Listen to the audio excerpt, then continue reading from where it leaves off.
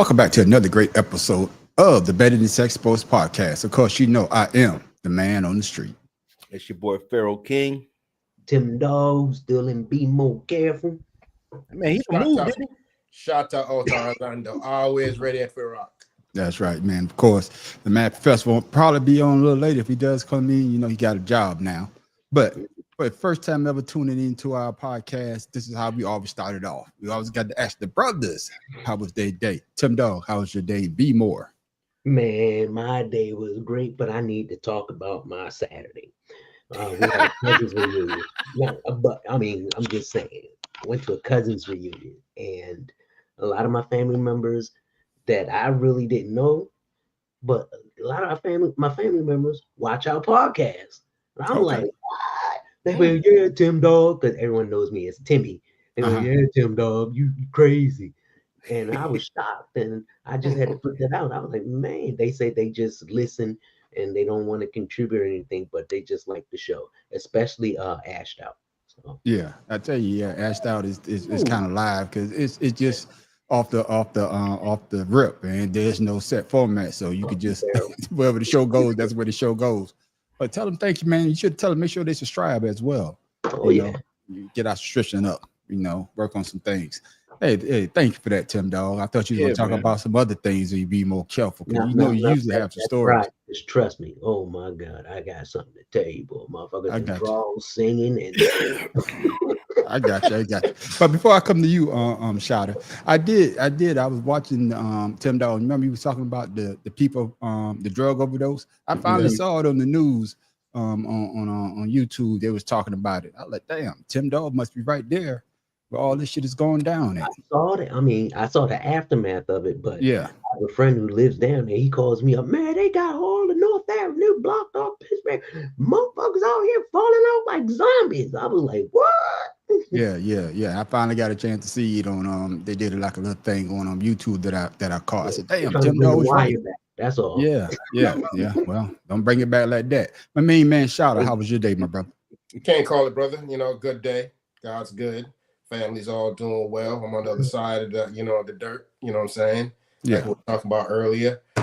Just want to go ahead and, football season is just around the corner, so my heart rate's up a little bit. You know what I'm saying? So it is what it is. I think we got about 6 more Sundays before we kick off. I'm counting down every day. Yeah, everybody's counting down, but that's the best time of the year right there. Especially everybody can't wait.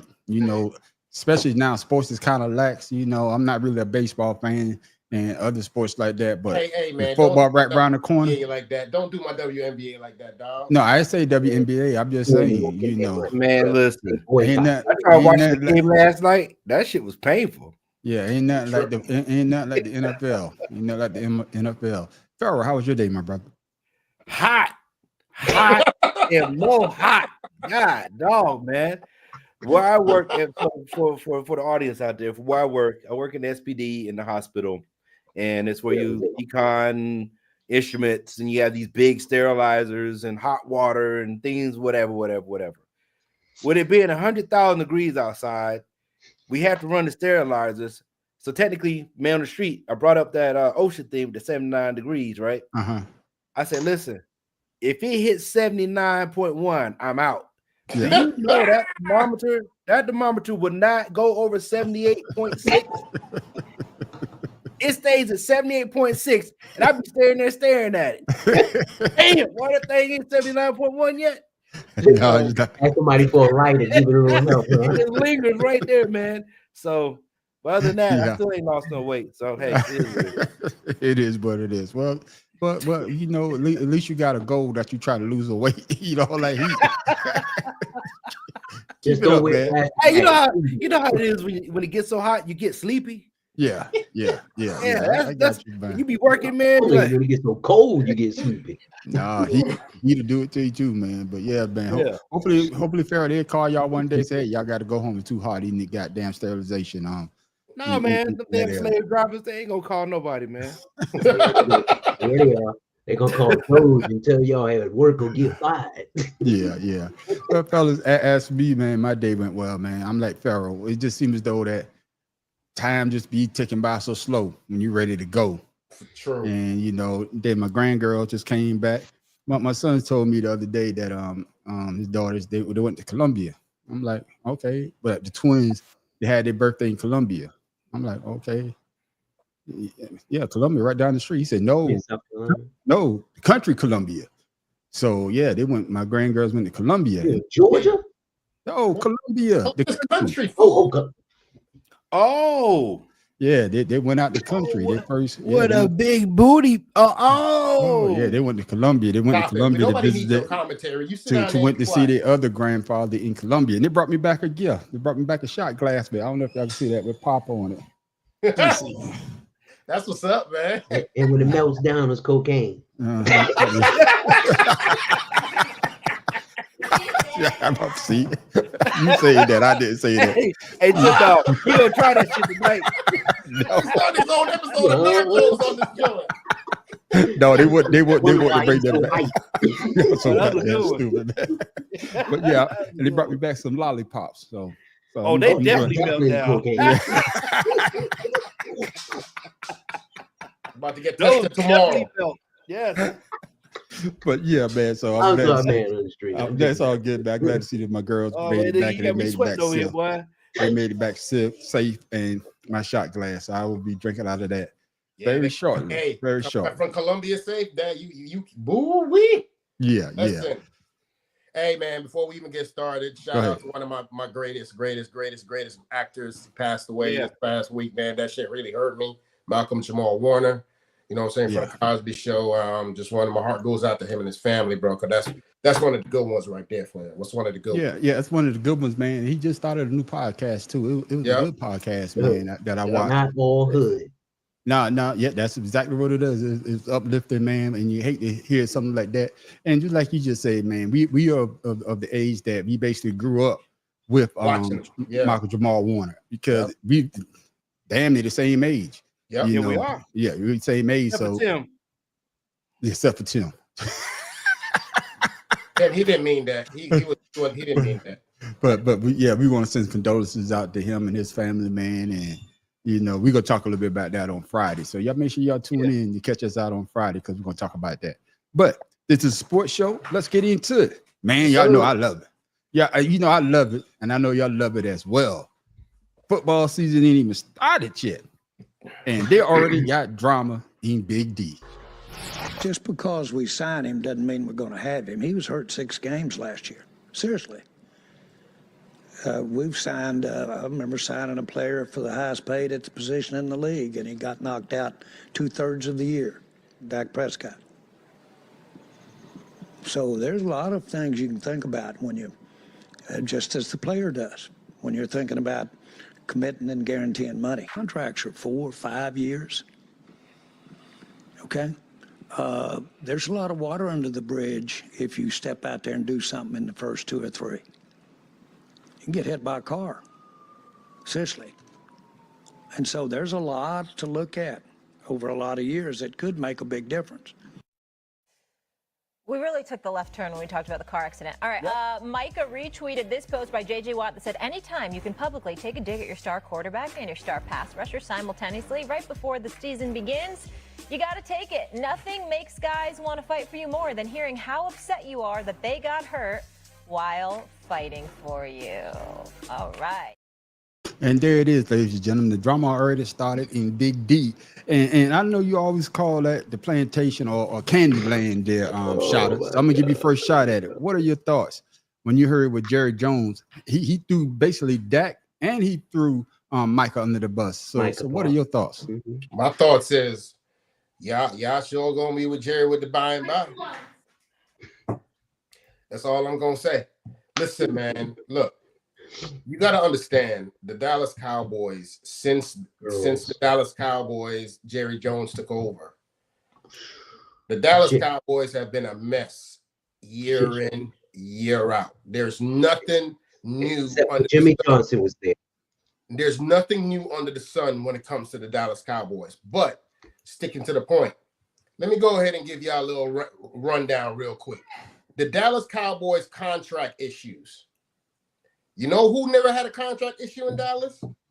Troy Aikman, Jason Witten, Jay Novacek, Tony Romo, Dan Bailey, Leighton Vander Esch, everybody else on this list, starting with Emmett, Tony Dorsett, Larry Allen, Michael Irvin, Darren Woodson, Deion Sanders, DeMarcus Ware, Zach Martin, Daryl Johnson, Herschel Walker, Ezekiel Elliott, Dez Bryant, DeMarcus Lawrence, Dak Prescott, Marion Barber, DeMarco Murray, Amari Cooper, Terrell Owens, Rod Smith, and the 2 coaches, Jason Garrett and Jimmy Johnson. Every single one of those people I just named off right there had contract issues with that in Dallas because of Jerry Jones. So tell me there, what's the one thing that connects all them plays?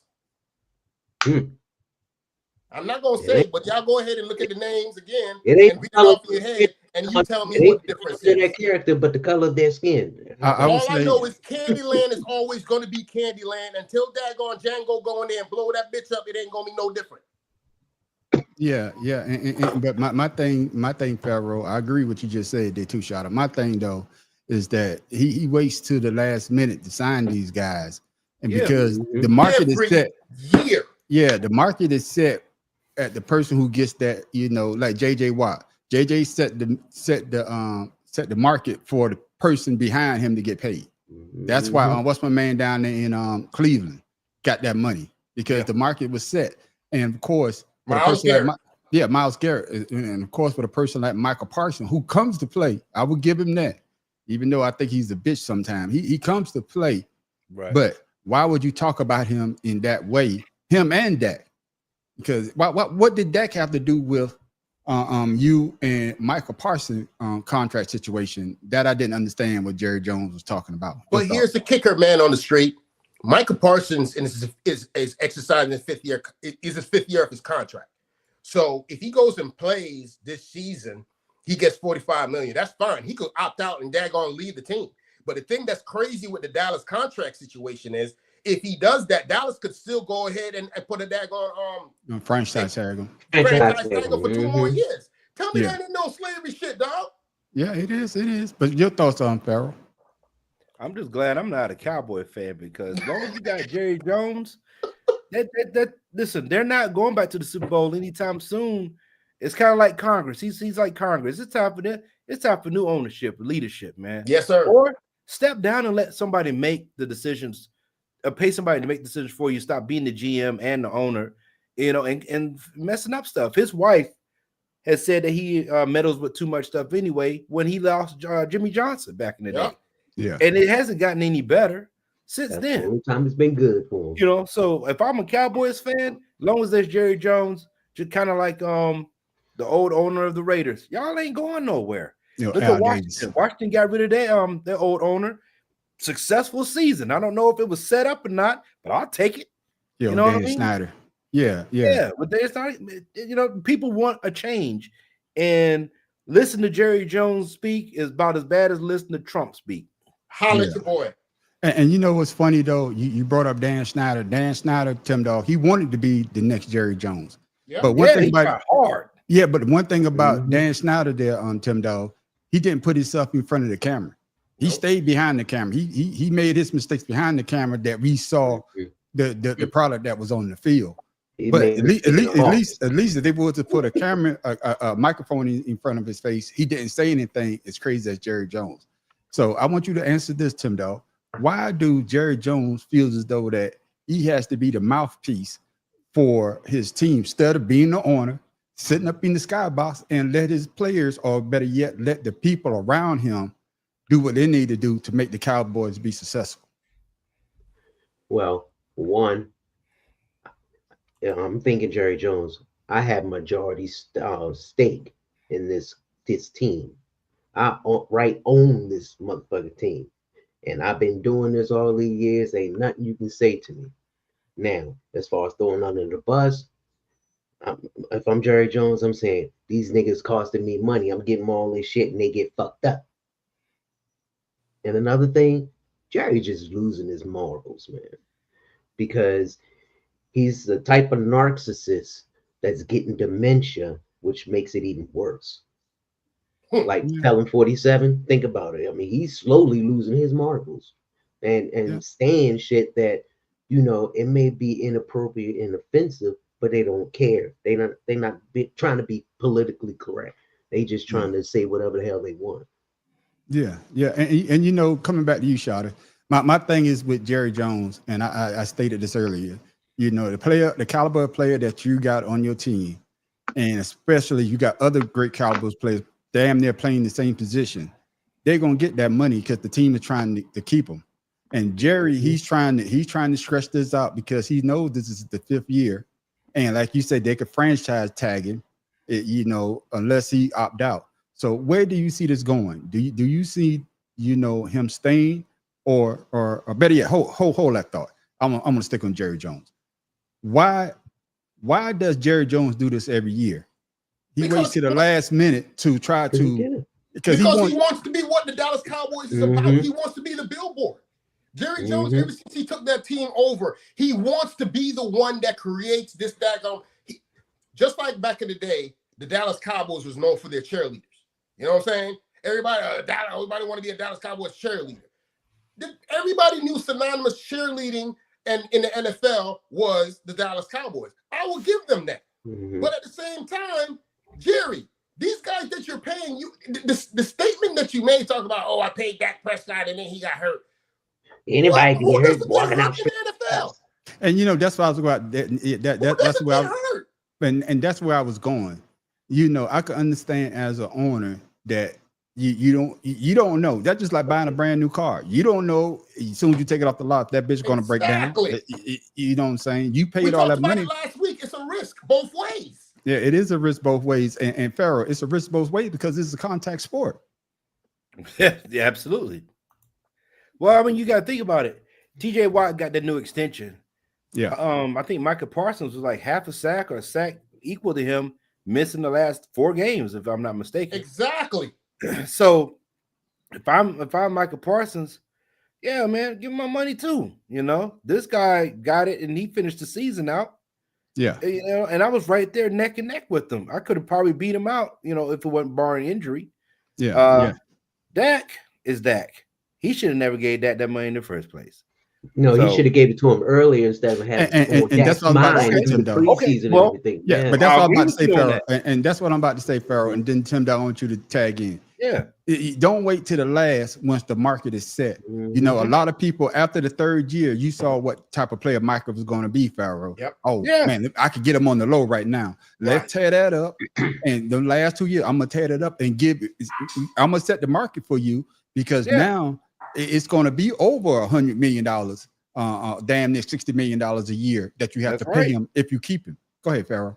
Yeah. Well, but listen, Michael Parsons has said many times on his own podcast that he's down for Dan Quinn. So I don't know if he's trying to set something up himself, but he's made it well known that if Jerry Jones keeps fucking around, he's out. You're going to be out of the pass rusher. So all I know is what it is. You know what I'm saying? All I know is why Jerry is sitting here twiddling his thumbs and playing games. There's teams out there in the NFC East making moves. You understand what I'm saying? And if that man could go ahead and go to another team. And he definitely, right now, having Michael Parsons, he has one of the top rushers in the game.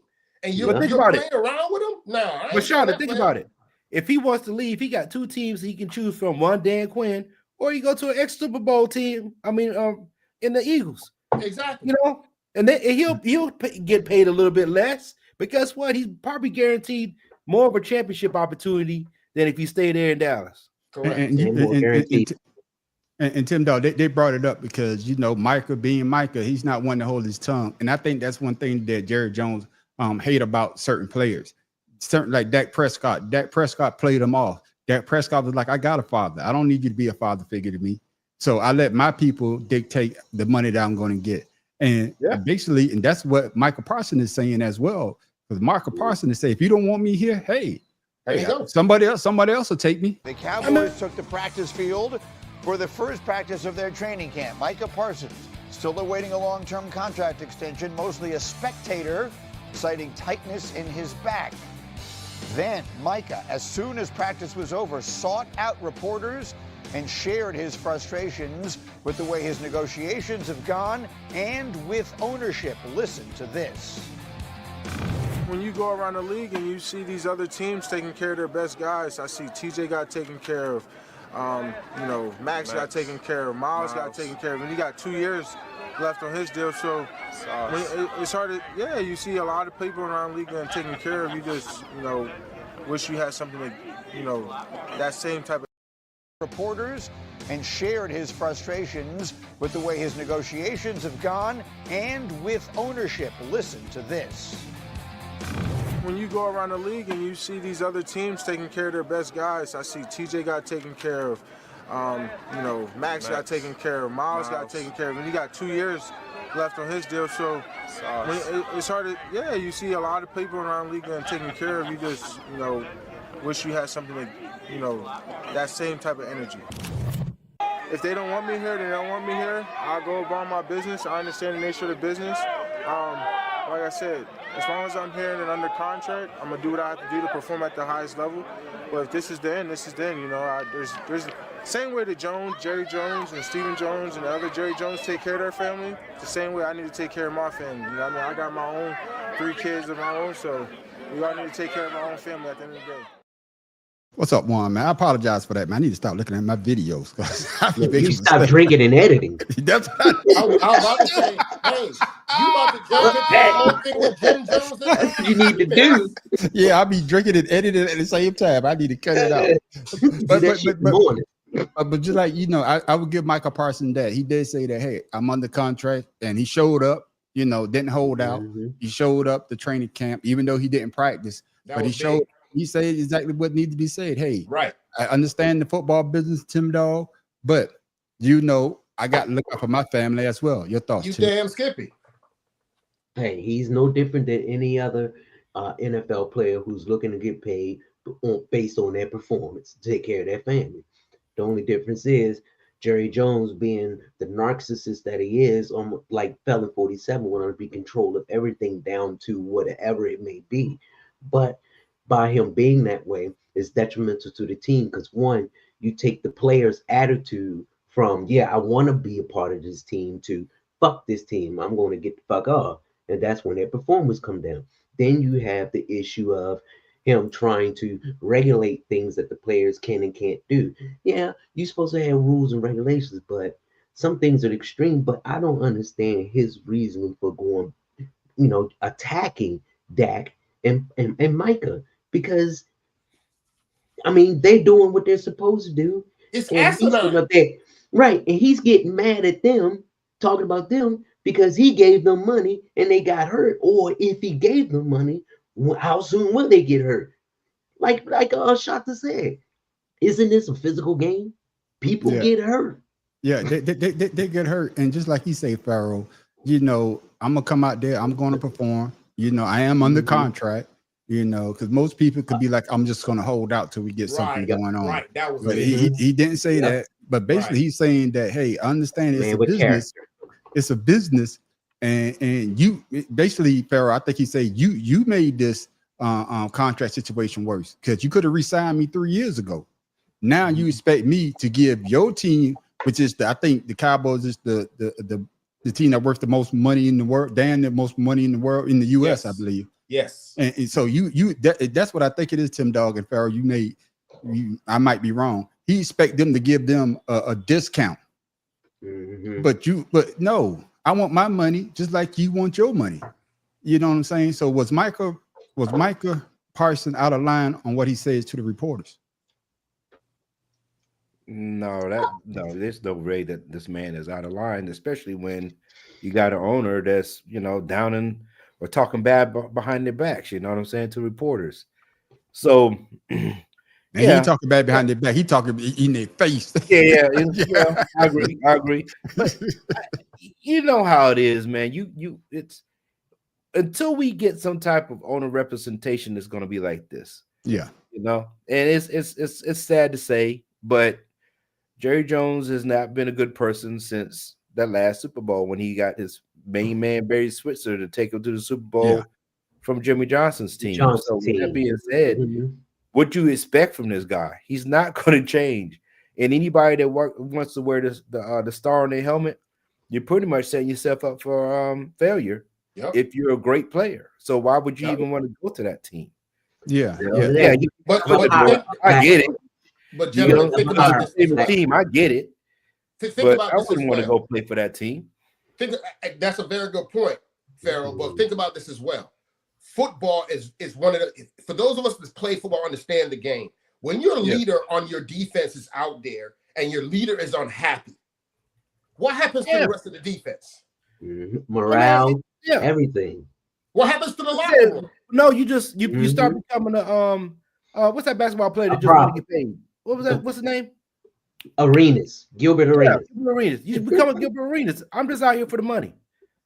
It's ridiculous. It's not. We don't have a goal. We don't have a goal anymore. Nobody's trying to get to the playoffs and stuff. Just give my money. Can I ask a question? Does anybody else on this Daggone podcast know the owner of the Baltimore Ravens, the San Francisco 49ers, the Seattle Seahawks, the Kansas City Chiefs, the Chicago Bears, the Miami Dolphins? I mean, in other words, I know them, but I guess what you're saying is that they're not in the spotlight, and that's what I said earlier. That you know, with Jeffrey Lurie, my team, the Eagles. Man, shit. Only time I hear him speak is when the Eagles win a game or anything. You don't hear nothing from these other owners. But that's what I'm saying. The people that you got to put in charge to handle the situation. And as the Cowboys, being the franchise that they are, Jerry Jones, I think they're the only team that all their money goes to them. They're the only copyrighted team. Yeah, they're the only copyrighted football team. Yeah, so all the Cowboys, anytime somebody buys something from the Cowboys, I mean, not the bootleg now. The bootleg bag, that money goes straight to him. Well, they got the biggest cocaine game going out there. Yeah, but what I'm just saying is though that the way that Jerry Jones set it up, Michael Irving, he gets all that money. Yeah, and he don't want to give that. He don't want to give that money to his players. And I say this before, Shouter. These type of players that you just named, you went up a whole list. Those type of players didn't look at Jerry Jones like a father figure. No. It's not like a Tony Romo. Tony Romo never won anything. Nothing. But Tony Romo never had to worry about the money though. He never had to worry about his contract. He just like Fella 47. You kiss his ass and stroke his ego. You get whatever you want. All right, then. So Shouter, let me ask you this. How do you see the situation playing out in Dallas? Do you think that they're going to try to trade him or they're going to franchise tag him? Oh, I'm going to tell you like this right now. There's no way on God's green earth they're going to go ahead and let Micah Parsons go.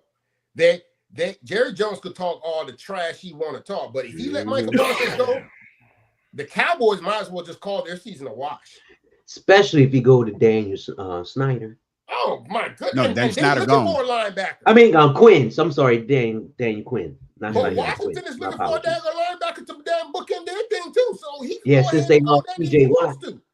Yeah, because they were getting T.J. Watt. Then Pittsburgh said we'll give you a little bit more money. And he was like, okay, hey, he could play with it if he want to. And Pharaoh, that's the thing. Pittsburgh. They got the money for it too. Washington. Pittsburgh knew that T.J. Watt was the focal point of their defense.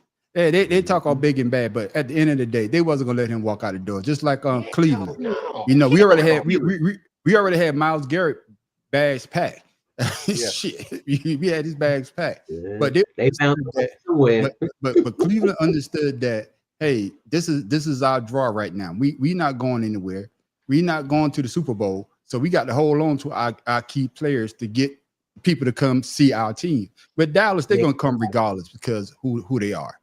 They could be sorry, which I wish they go 0-17 this year, but they're still going to be a draw. And I think that's what Jerry Jones is banking on.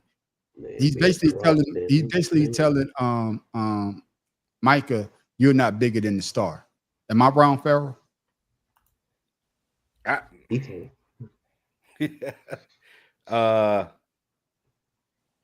mean, he's definitely letting everybody know that there's no player bigger than the star. He is the star. Okay. So, once again, it's going to be the same thing. People every year somebody gets a tattoo saying they're going to the Super Bowl with Dallas team. Yeah. And every year they get disappointed. Just like that's why you end up with the stuff that's going on with Jerry Jones talking bad about his players. Yeah. Notice it's always a certain color player. It's never the other side. Yes. So Yes. I mean, let's be honest, man. Even when what was his name? The linebacker Lee. That dude. Sean Lee. Sean Lee, he never talked bad about Sean Lee. Nope. You know what I'm saying? Even Dat Nguyen, y'all remember him? Oh my God. He never even talked bad about him. Who? He said Yeah. they were the only ones that had Dat Nguyen. He was Vietnamese. Oh, okay. I know. Yeah, I remember you now. I know Yeah. what you're talking about. Yeah, yeah. You know what I'm saying? I'm just giving hypotheticals here. It just certain people who are very alpha can't be more alpha than him. That's what it's about. Y'all remember Zach Martin? Yeah. Yeah. You remember what went down with him? He didn't have no contract issues. Yeah. But Tim Dog, how do you see this panning out between the Dallas Cowboys and, of course, Michael Parsons? And then, like I say, and that he already got his money. Jerry Jones took a shot at him as well. So how do you see this season turning out for the Cowboys? 2/3 of the season.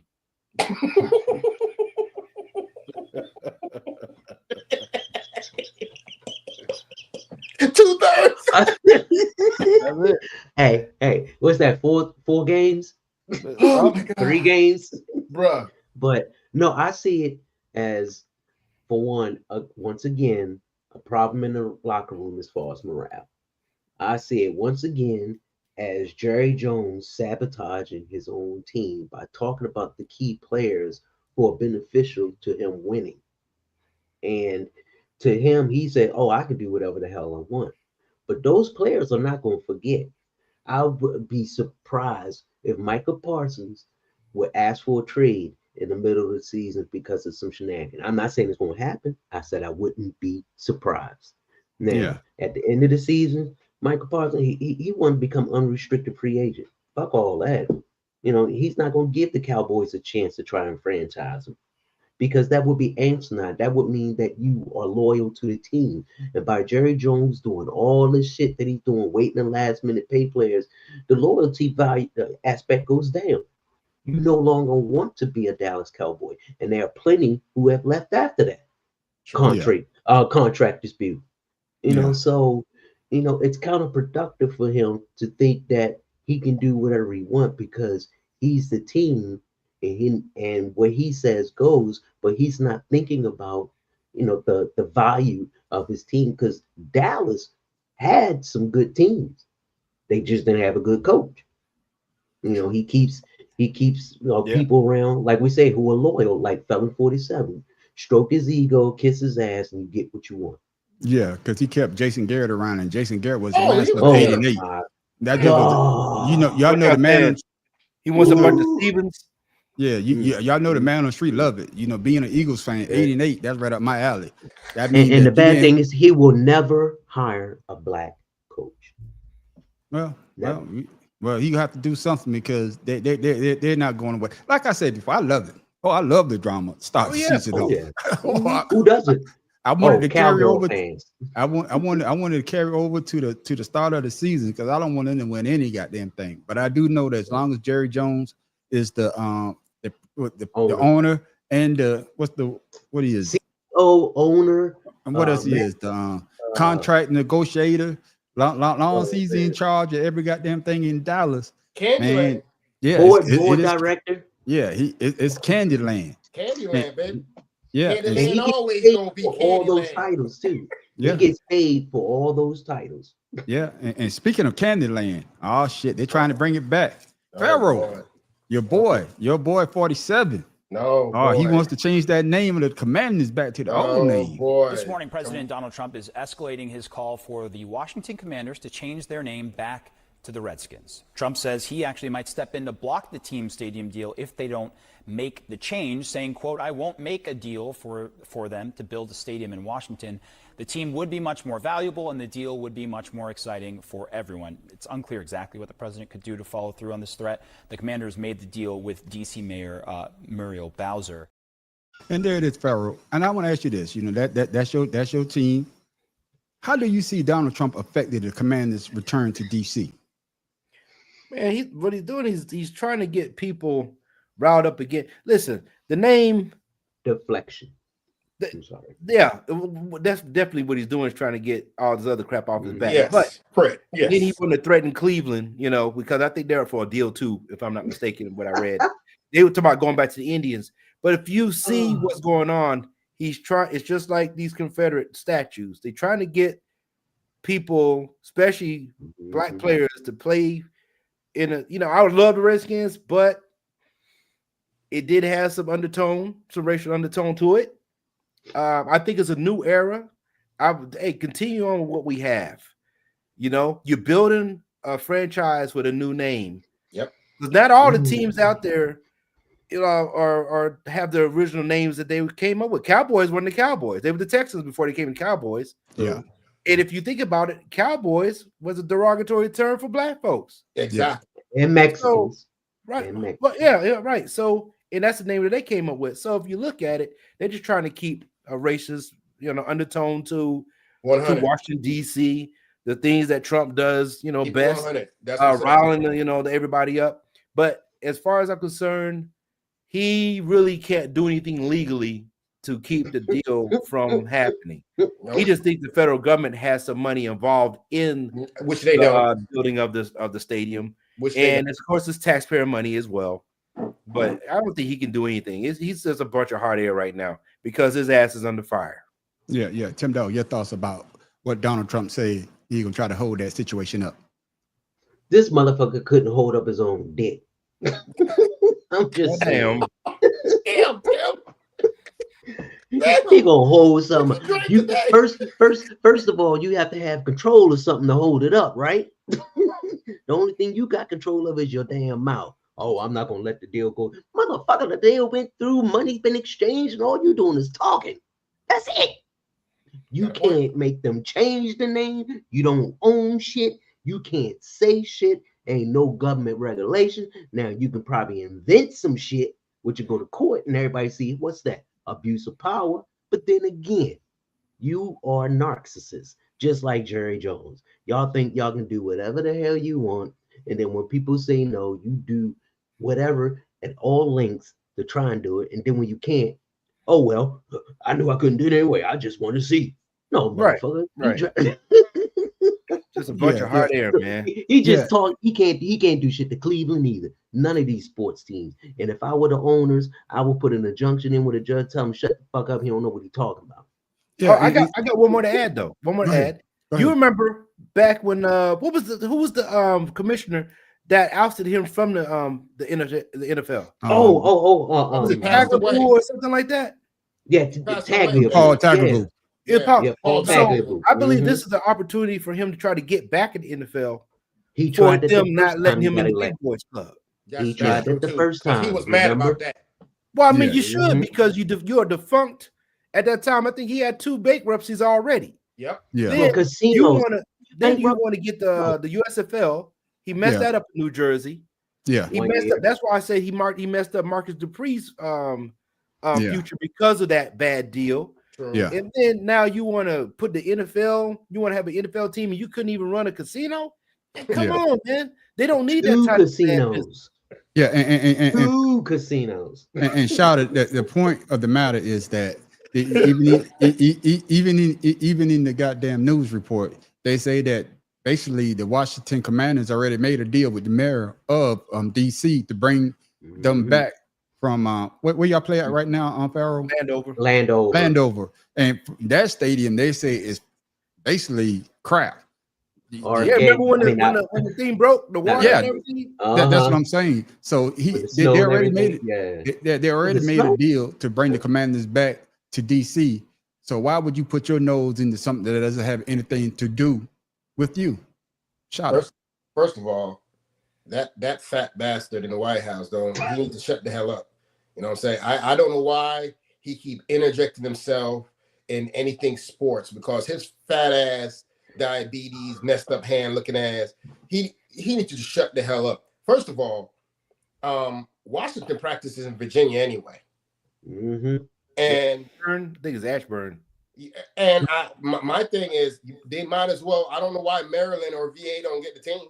because DC is nothing. I mean, come on, man. Everybody's traveling from those states to go watch the game anyway. That's the majority of the fan base. I mean, pretty much all they're doing is crossing the street. That's all they doing. So my thing is, he needs to shut the hell up because the fan base, majority of the fan base, ain't even in DC. Yeah, and Pharaoh, you know what I'm going to say is this. I remember back, I believe it was 2013 when y'all was trying to change the name. You know, I think that's when it started. About 2013 when they said that the name was derogatory and President Obama got involved. Then Donald Trump basically say, why is the president of the United States getting involved with these sports? You know, you got other things that you should be taking care of, but he's not taking his own advice, Pharaoh. Why are you getting involved in something that doesn't have anything to do with, I guess, the nation's defense? If you understand what I'm saying. Man, he's a do as I do, then not do as I say type of person. Yeah. You know, do what I say, not as I do. Huh? It's do what I say, not as I do. One of the two. Y'all know what I'm talking about. Yeah. No, that's what I'm saying. Yeah, you're right. No, but that's the saying though. Yeah, do as I say, not as I do. Yeah. Yeah, but he's just that type of person, man. He doesn't follow his own advice because right now I think he got something wrong with his brain, man. I don't know what it is. I got you. But, Let me ask you this. Go ahead, Pharaoh. No, I'm just, he has to deflect from everything that's going on with him, man. Yeah. Everything is a smoke screen for all the crap that he's involved. And I know somebody's in his ear saying, hey, why don't you talk about this? And he absolutely forgot that he done said what he said. He says Obama goes golf too much. And this man, they got videos of him slicing the damn tea. So every weekend. I would get spending taxpayers' money, but yet he's trying to stop. He's trying to stop government spending. The rolls above his eye, telling it. Before we come to Tim Dog, you talking about the golf with him. They say that in 6 months that he has been the president, Donald Trump has golfed more than Barack Obama did his full 8 years in office. In 6 months. He did that his first 4 years, so ain't nothing new. Ain't nothing new. But Tim Dog, let me ask you this though. You know, he said that the name would be more profitable if they was to go back to it. He talking about the Cleveland Indians and the Washington Redskins. So do you agree that the Commanders and Guardians should return to their old logo and their names? Tim Dog.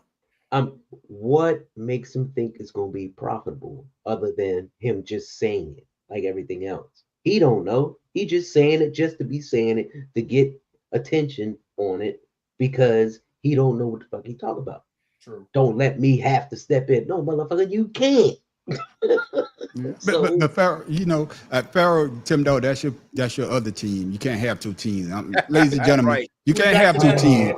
Tim Dog got two teams. He got two teams. But Pharaoh, you grew up a Redskins fan. You know, you got all the memorabilia.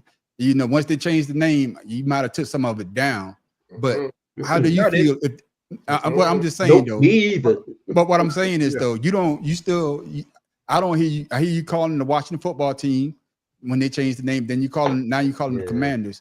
So how would you feel if they was to go back to the Washington Redskins or the Cleveland Indians? I mean, the Cleveland Guardians was to go back to the Cleveland Indians. Your thoughts on that? No, I really, and I know I'm going to probably ruffle some feathers with some Washington fans, but I really don't care. It's just like going back to your ex. Damn, I would say hit you with that one, boy. Good analogy. Good analogy. Because they have moved from a different culture and a different environment and have different fans following this year, especially with Jaden Daniels hitting the scene last season. You have a lot of young players that actually follow him. I think it would do a disservice to what this young man has started with the Commanders. And I think they need to continue on with it because it's going to be a new legacy. Yes. So, but unless Washington was to move to a new place, like a new city, we could talk about that. Cause like how they did with the Browns. The Browns left. They went to Baltimore, became the Ravens. Yeah, and then they ended up bringing the Browns back. Right. You see how good that's worked out for them. So I don't think going back to Redskins is going to make the team better because the owner Dan Snyder has screwed all that up. Tremendously. Yeah, and I'm glad you say that. I'm glad you say that, Pharaoh, because they did bring the Cleveland Browns back in '99, I believe. That's when they returned. Yes, and they haven't been shit. Maybe they should change the name from the Cleveland Browns to a new name, and maybe they could get over the hump The because Browns, of the fact. it ain't a name thing; it's a leadership thing in Cleveland. Yeah, and that's what I'm about to say to you, Shawty, so you can close it out. It's the fact that they want to change the name back, and he's trying to do the deflection from his situation. But like Pharaoh just said, they done turned over a new leaf. Listen, As the Commanders, we on the uprise. So why would we want to go back to something that Dan Snyder basically drove in the goddamn mud? exactly. For real. And I think from being a former Washington Redskins fan, Jack Kent Cut era, Joe Gibbs era, the Posse, the Hogs, and to cap it off, they are gonna retire Art Monk's number in November.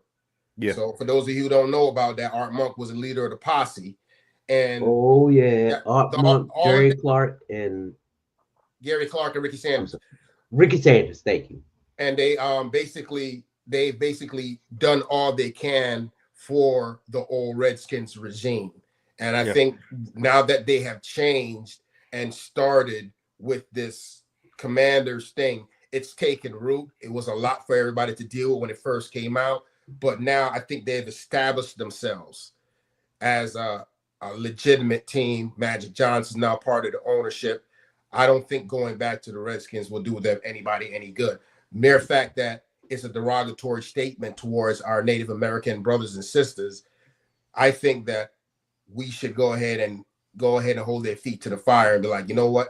If they don't like it for their nation, we wouldn't like it for our nation if they had some mess for us. So I think they're moving forward with this new name, with this new team, with this new identity.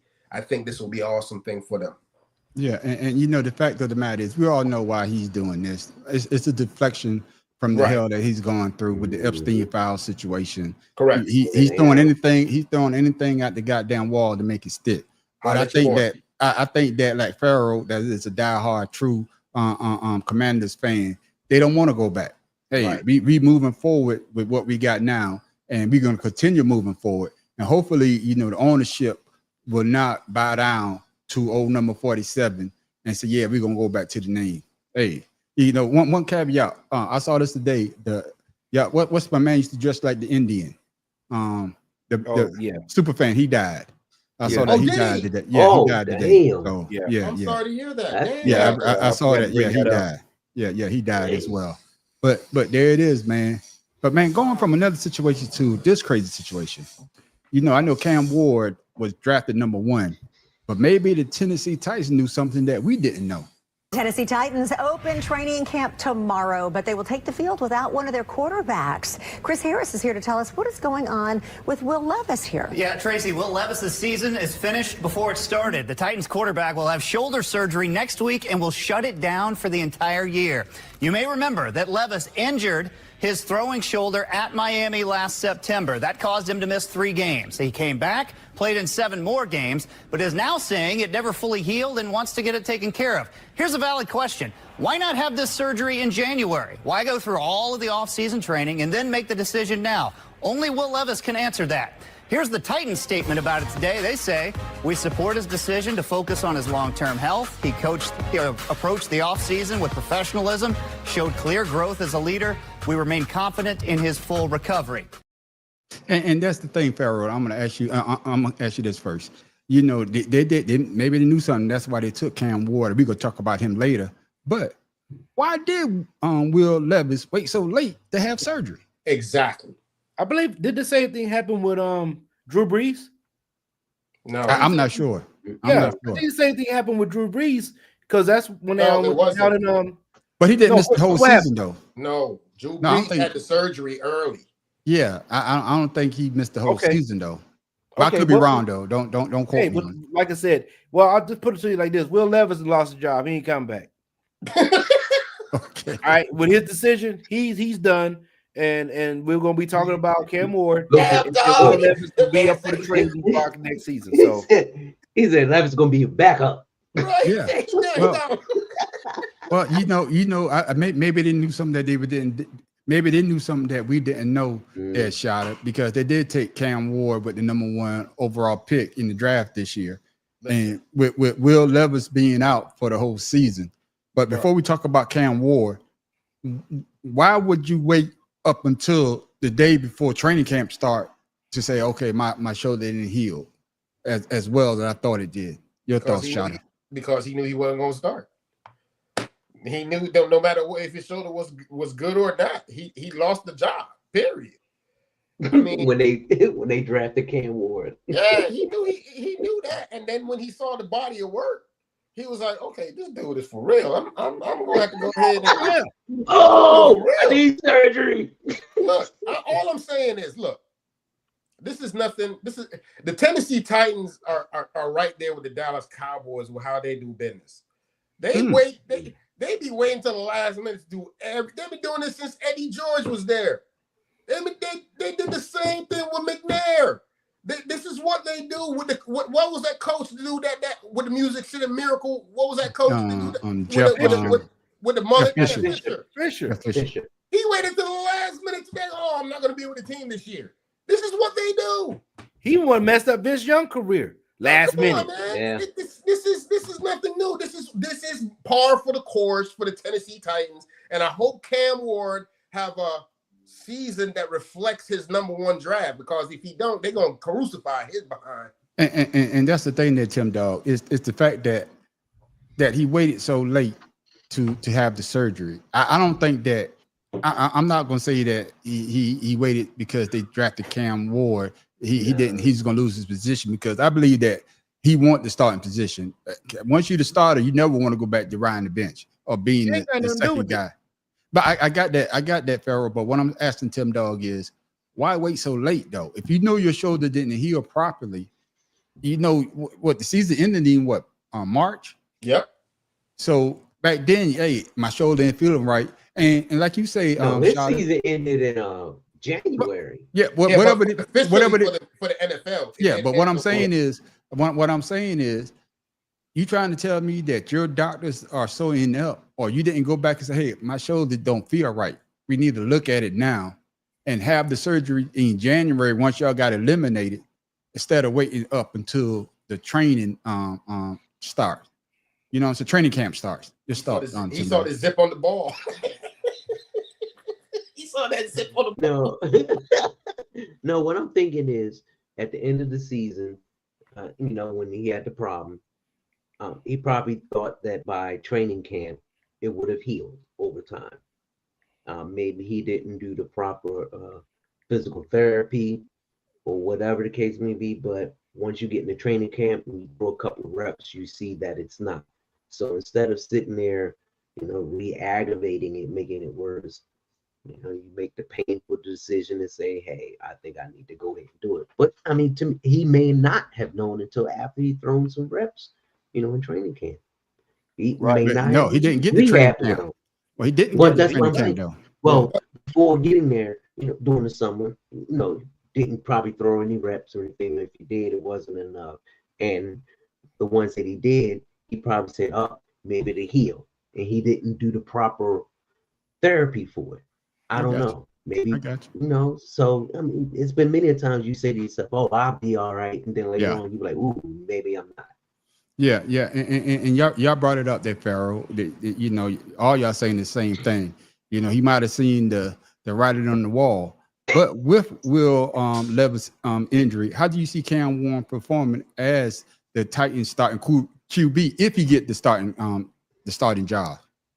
What do you mean if? That? Yeah, I was gonna say, who's gonna take it from him? Yeah, that's one. But two, I would say that next to Jaden Daniels last year, Cam Ward was one of the most how you say it, ready. Yeah, he's the most ready in the draft. Okay. Because he had 5 seasons as a quarterback in college. With the University of Washington, I think Washington State. He played 2 years. Oh, snap! And then of course he gets down to Miami and set all kind of passing records. He's ready. He's an older gentleman. and he's coming out the ball. He's very passionate because he was challenging Shedeur Sanders over in the offseason. You know, both of them getting better. Did you know? And I'm gonna put this up. A lot of people don't know. You remember Jeff Blake? Yes, quarterback sir. in Cincinnati. Yeah. Yes, Cincinnati. sir. Right. You know, they practice with him. Right. They practice with him. So they're serious about making it happen. And I believe that he's gonna turn the Tennessee Titans offense around. It's just they have to have the right coaching. Yeah. And Matt, Professor, I'm glad you came in, man. Welcome to the show. You know, like your brother coming in late, now you got a job. Well, So that's what I'm about to say, man. Now, look, I can't always just disappear from work, you know. I got you. Hey, But you know how it is when you come in late. Don't expect nothing. but Man, you ain't got no time. but just like we brought up with the Will, it's two-part question I want to ask you. With Will Levis, why did he wait so late to have the surgery right before training camp? And then the second part of the question is, how do you see Cam Ward fearing performing this year if he is the starting quarterback for the Tennessee Titans? Well, I don't know if anybody mentioned it, but as far as Will Levis waiting for training camp to have surgery, it's called leverage. He's hoping that the rookie fails. I didn't thought of that. He's hoping that the rookie fails so that he can negotiate his contract. Because if I'm not mistaken, his contract is up in the next couple of years anyway.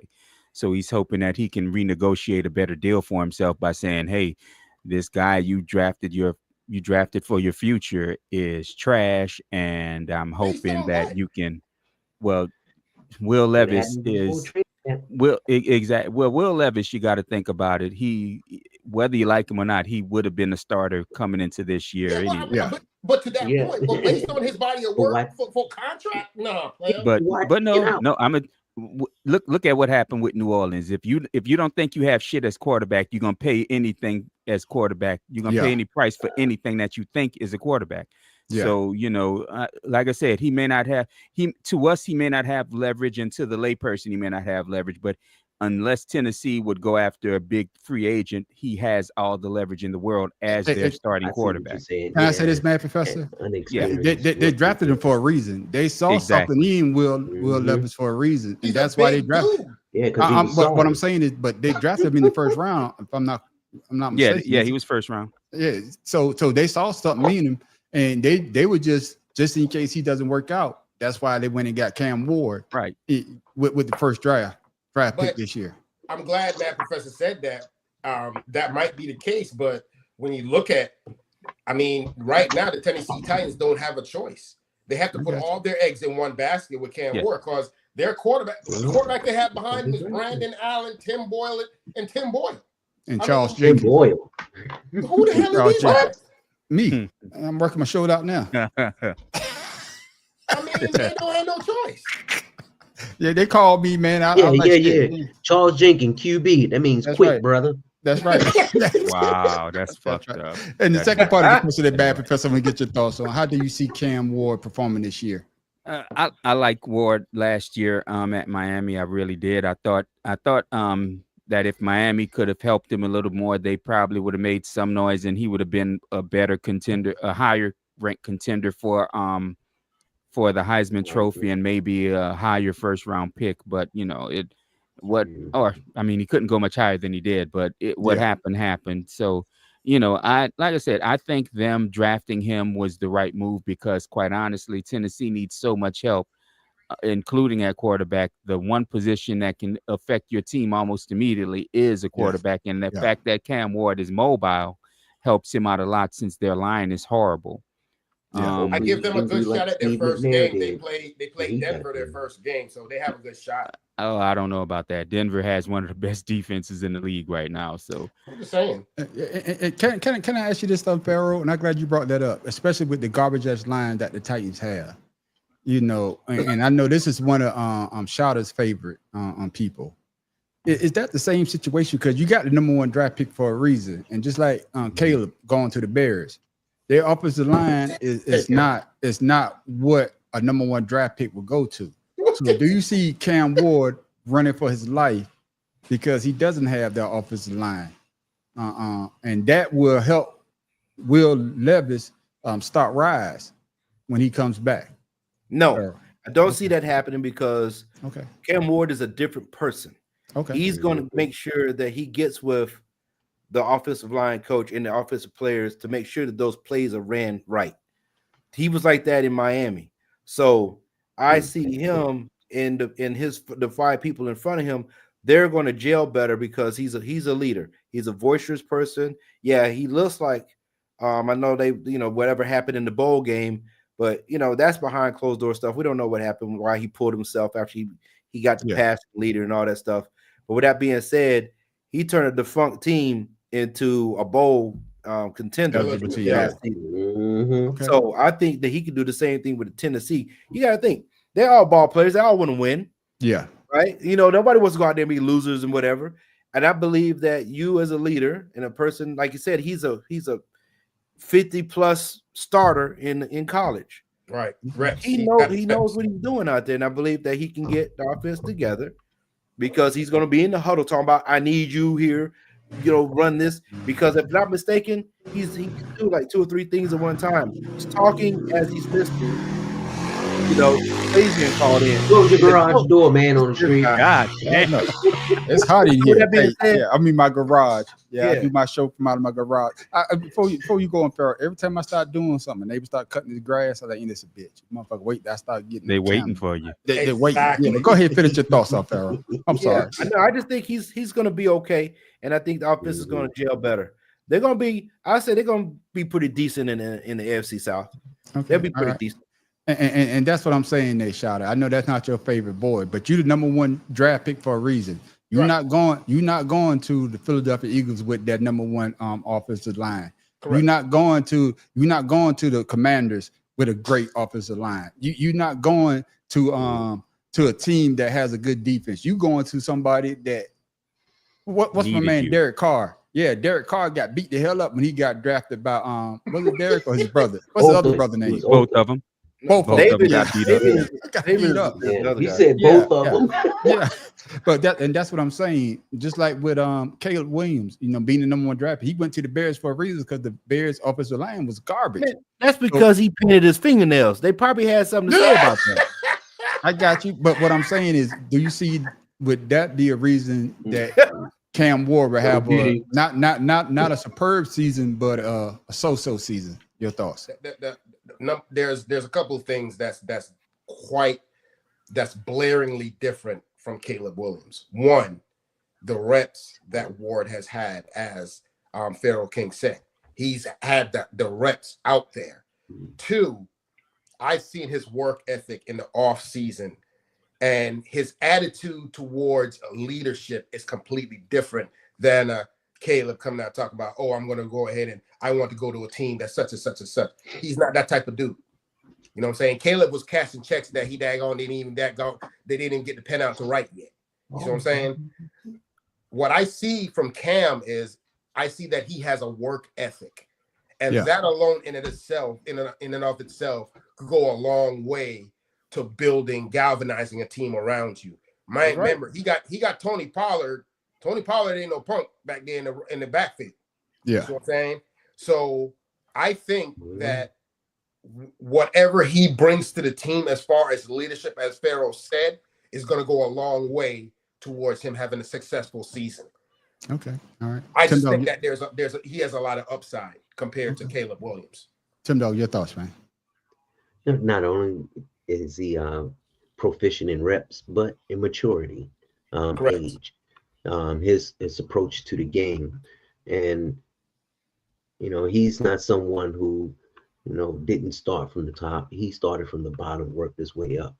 And for a person to be like that, to be patient, wait, and learn to become great, and those people tend to thrive and do better. Look at C.J. Stroud and, all those other. You got his name right, but you must have even been drinking. You finally got his name right. Right. He made sure he got that. Damned if you do, damned if you don't. But, no, but it just shows, 5 years, the maturity and the patience, because you have young quarterbacks to come out. They have no patience. They want everything to be Chris right now, especially if they're rookies and they've thrown into the fire. It's good, Eddie. And they've never been What's in up, that Eddie? situation before. Situation there. Hey, Big E. But I think that he's going to do very well. He may not be like top contender, but I give him Rookie of the Year only because he's with Tennessee, and they are struggling as a team, but he's going to find a way to make that team better. I got you. And close it out, Mad Professor. Your thoughts? Do you agree with what the panel just say, or you got a different take on this situation? Well, like I said, it's going to be hard to say because again, Cam Ward, he does have a lot of reps in a bunch of different in a few different college atmospheres, but the pros is slightly different. The shit that he experienced in college it may have prepped him enough for the pros, but honestly, it's hard to tell because like we said with Caleb Williams last year. Yes, he faced some A1 competition, but was that A1? It was A1 competition for that conference, and much like with Cam Ward playing in the ACC not as strong as it was even 4 years ago. Yeah. Tell that man get off of that damn lawnmower. Anyway, let's do it on the bike. He done rolled back. I know it's the bike. I know it's the bike. It just sounds like a damn lawnmower. I know it's a bike. That's that Georgia bike, bro. My bad. I'm about to say riding around with no fucking muffler. Homemade. What's going on, Eddie Bo? That's my boy Ed right there.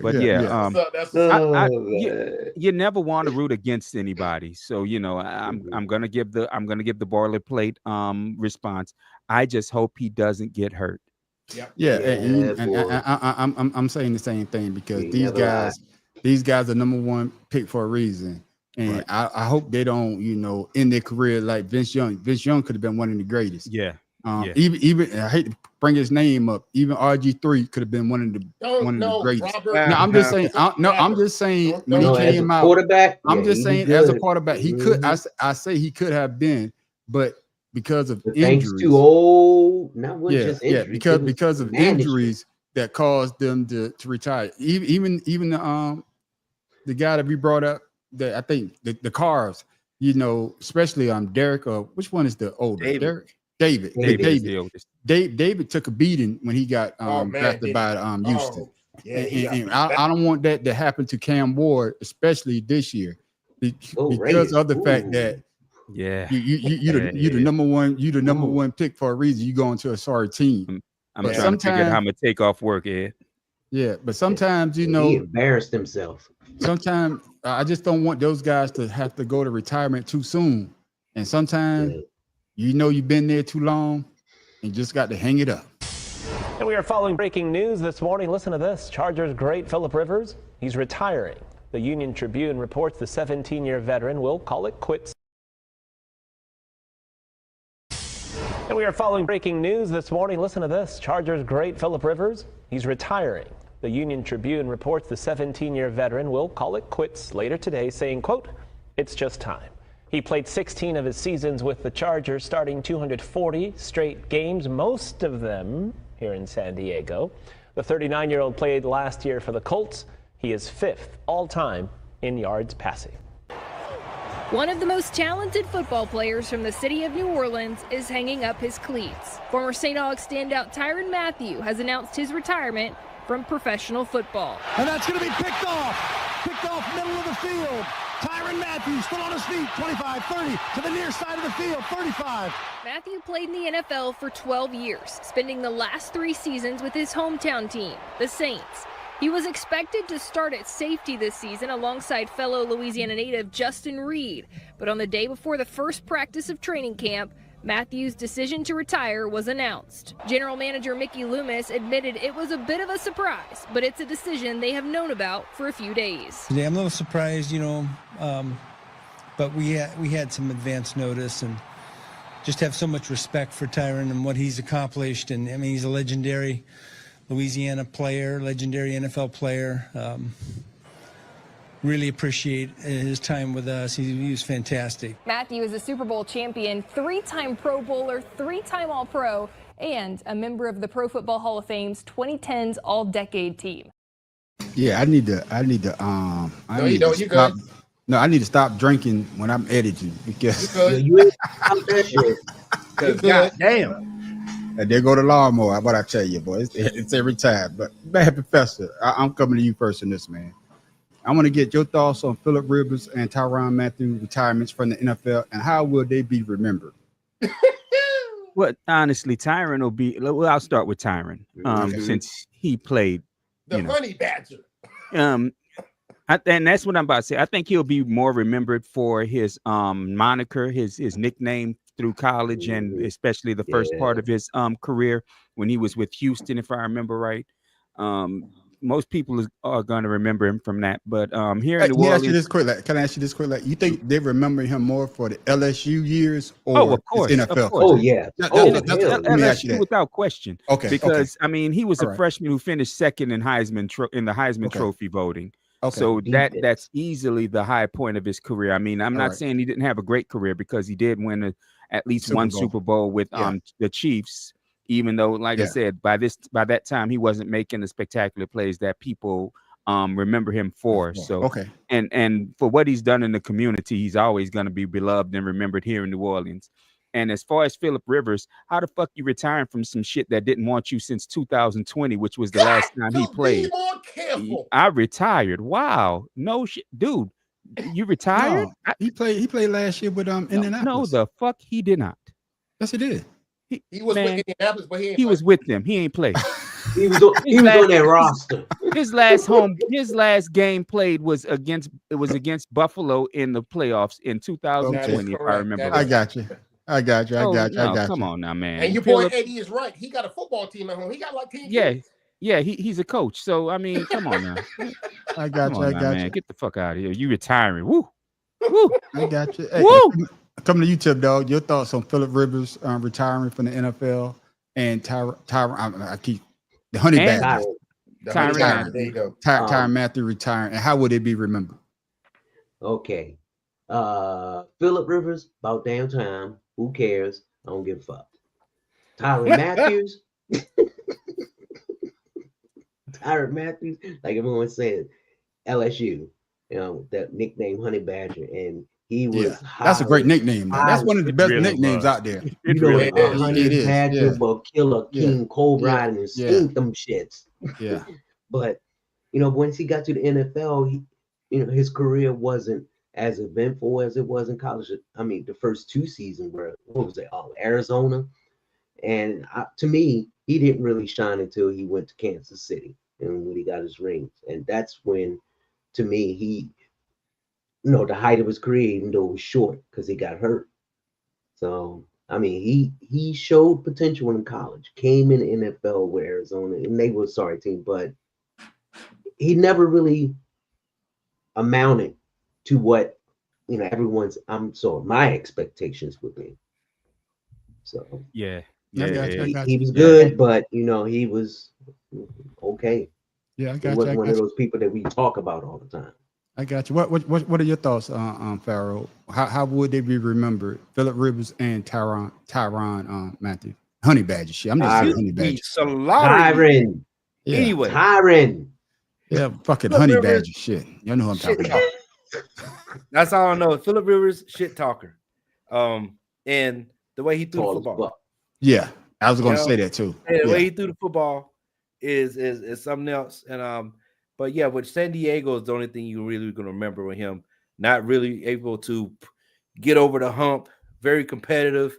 Yeah, throw a lot, but he was just, Yeah, because they say he's the number 4 in yardage on the football list, and then he's supposed to take them to the next level because they drafted him to replace y'all quarterback. They got y'all the Super Bowl, the Mad Professor, because he had a shoulder injury. Yeah, Drew Brees. Yeah, they drafted him to take the place, but they never got to. I don't even think they got to the second round. Well, they really didn't draft him to replace Drew Brees. They drafted him because they wanted to replace Drew Brees because Brees was short. Because remember, Drew Brees came in with Doug Flutie, was in San Diego with Flutie.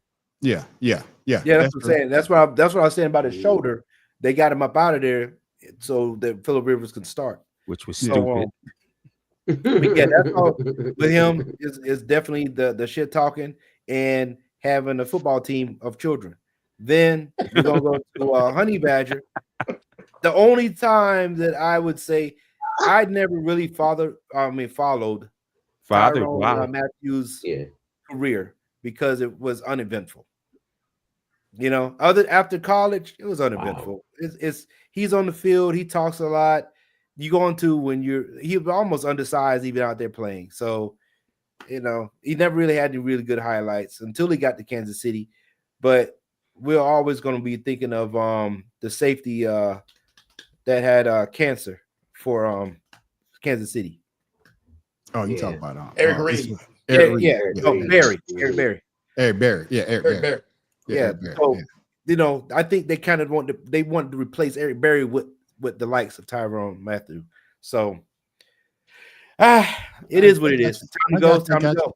I got you. Your shot of your thoughts, man. You already said the man got a football team, so we're gonna remember him for that. But how would how would people that follow football gonna remember them both? Hey man, I think your dude over here now. The motorcycle. No, he right here. I got one too then. That's stupid. No, he ride a goddamn dirt bike. That's why I record in the back of the house. Yeah, he ride a goddamn dirt bike. But go ahead, Shawty. That's crazy. Phillip Rivers, ain't nobody gonna remember nothing by him. Well, I mean, the only thing Phillip Rivers is gonna be known for is he helped Antonio Gates become one of the best tight ends. That is true now. That's that it. is true. Antonio Gates. That's the only thing that's the only thing he gonna be remembered for. It ain't nothing else that he is capable of other than when he throws an interception, he comes off the field and he's one of the most animated, trash-talking quarterback and go right back on the field and throw another pick. So I'm gonna go ahead and move past them. The Honey Badger is different because I'm a defensive guy and I've always liked guys that play defense. I watched him at LSU. I think he was a solid player. He wasn't no Ed Reed or, you know what I'm saying, no Ronnie Lott, you know what I'm saying, or McCaffrey and none of that. But he did his job well enough to get a Super Bowl, and he played, and for whatever team he went to, he performed up to par. You know what I'm saying? You got to give him that respect, and he got a Super Bowl ring. So I'm going to give him that respect. They keep talking about Eli Manning. Damn him. You know what I'm saying? Honey Badger got a ring too. Yeah, so it's what it is. A quick round robin before we move on. Matt Professor, which one is going to the Hall of Fame? Or both of them will make it to the Hall of Fame? Zero. So you don't think that Phillip Rivers is going to make the Hall of Fame? Hell no. I would if you held my nuts in a vice and I had to pick, I'd say Tyron would make it into the Hall of Fame. Okay. But I am a man. That's only because of my bias. Okay, I got you. Tim Dog, either one is gonna make it to the Hall of Fame. And believe it or not, I'm looking at Phillip Rivers' stats. Out of 17 seasons, he had 2 seasons, his first 2 years, where he just threw maybe 100 yards. But the 15 seasons, season. 100 yards? A season, yes. I'm looking at his first season, 33 yards. Yeah, and he was on the atrocious. Okay. But after that, he had 3 seasons of over 3,000 yards, and the rest of them are over 4,000. Okay. All right. And most of it was Antonio Gates. Okay, you saying okay. I said if anybody, I would say Phillip Rivers, and maybe that's why he's 5th in NFL history as far as yards. All right. And, I mean, he had productive season, but he couldn't get over that hump. All right, Pharaoh. Who you got going to the Hall of Fame? Aaron Rodgers is going to get to the Hall of Fame. Not Aaron Rodgers. We're talking about these two. No, I'm saying because he's making a point. Like 1,000 yards behind Phillip Rivers right now. Okay. So he's about to pass him into number 6. So Phillip's about to drop to 7. And he's in the top 10, and he got more than Dan Marino, and Dan Marino's in. So yeah. All right. So yeah, I can see him getting in there just for passing. That's an apples and oranges comparison, to be honest with you. I hate to cut it off, but Dan Marino changed the way the quarterback position was kind of played. So I would that's why I agree with you. But what I'm saying is the people that are getting in now, they're getting in by technicality. That's why I hope neither one, as much like I said, neither for me, really. Neither. All right. Yeah. But I do not Tyrone, but if Phillip Rivers gets in, Tyron numbers. And so you know, I'm gonna let you close it out, Shada. Who you think will get in? Because Tyron, he was selected to the 2010 All NFL team, and they don't give that away. You know what I'm saying? So he did show that he could play. So who do you see getting into the Hall of Fames out of those two? I see Tyrann Mathieu going over Philip Rivers. The reason being is you can always look at Philip Rivers' numbers and what he did and who he's up there with, but nobody remembers him for anything else. Yeah, and the only reason I say that I think I'm gonna take Tyron also. With Philip Rivers, and I know that he basically got more yards than Marino, but back then it was a running league. And what Marino did, he made it a pass. Right. I think Marino was the first one with 40 touchdowns or something like that. 30 touchdowns or something like that. Yeah, and that's what I'm thinking. So, you know, with now being a pass happy league, those quarterbacks they're gonna pass those guys. But I do see both of them getting in. I hate to say it. You know, I want both of them to get in. But off of the metric of what y'all saying, if they put freaking Philip Rivers in there, they definitely got to put Honey Badger in there. And one thing I like about him, he did but go I don't home. think before. And one thing I like about him, he did go home. He gave y'all, like you say, Matt Professor, you kind of biased because he's a hometown kid. He came back and played. And speaking of going back home, this guy went back home as well. Damian Lillard, he already has his locker ready in Portland. He agreed to a 3-year, $42 million contract to return to the Blazers after being waived by the Bucks earlier this month. The 9-time All-Star, he will likely miss the entire upcoming season, recovering from an Achilles injury, but he returns to the team that drafted him in 2012. And I love that they already had the locker room ready for his return. Yeah, and you know, I'm gonna answer Eddie quick question. Yeah. So you already said you already say no. You say neither, Matt Professor. So but like if they was to put in who got first going in? If they would both go in, I would say Rivers only because he is the quarterback. Okay. Correct. And there is some bias for quarterbacks in the Hall of Fame. All right. Anybody else disagree with what Matt Professor I agree with Matt Professor. Okay. All right then. But speaking of going home, Dame Lillard, Farrell. I told y'all that was gonna happen. Well, since you called it, then I'll let you go first. I was gonna let Farrell go first, but you go first now. There's nothing to say. Was it a good look for Dame? Let me get my question now. You know, when I write this shit, you gotta let me read it. Was it a good look for Dame Lillard to re-sign with the Portland Trail Blazers? It's an excellent look. He going back home. That's where he started his career. That's where he was shining. I mean, where else is he gonna go? Where else is he gonna go? Yeah, I mean, he's a staple in the Portland community. You know what I'm saying? He started his rap career in the Portland community. And that's why he's going back, because his rap career was started in the Portland community. It only makes sense for him to go back. Yeah, I would say this, Shada and Matt Professor. Yeah, I think it's a good look because he never moved his family from Portland. Yeah, he lived in Milwaukee. His family still live in Portland. I really think that he didn't want to leave Portland. You know what I'm saying? And I'm not saying that going to Milwaukee was a bad decision, but it just wasn't. He never fit that uniform, in my opinion. Sir. No, sir. No. But I mean, it's a good look for him because it's always Ed's stupid.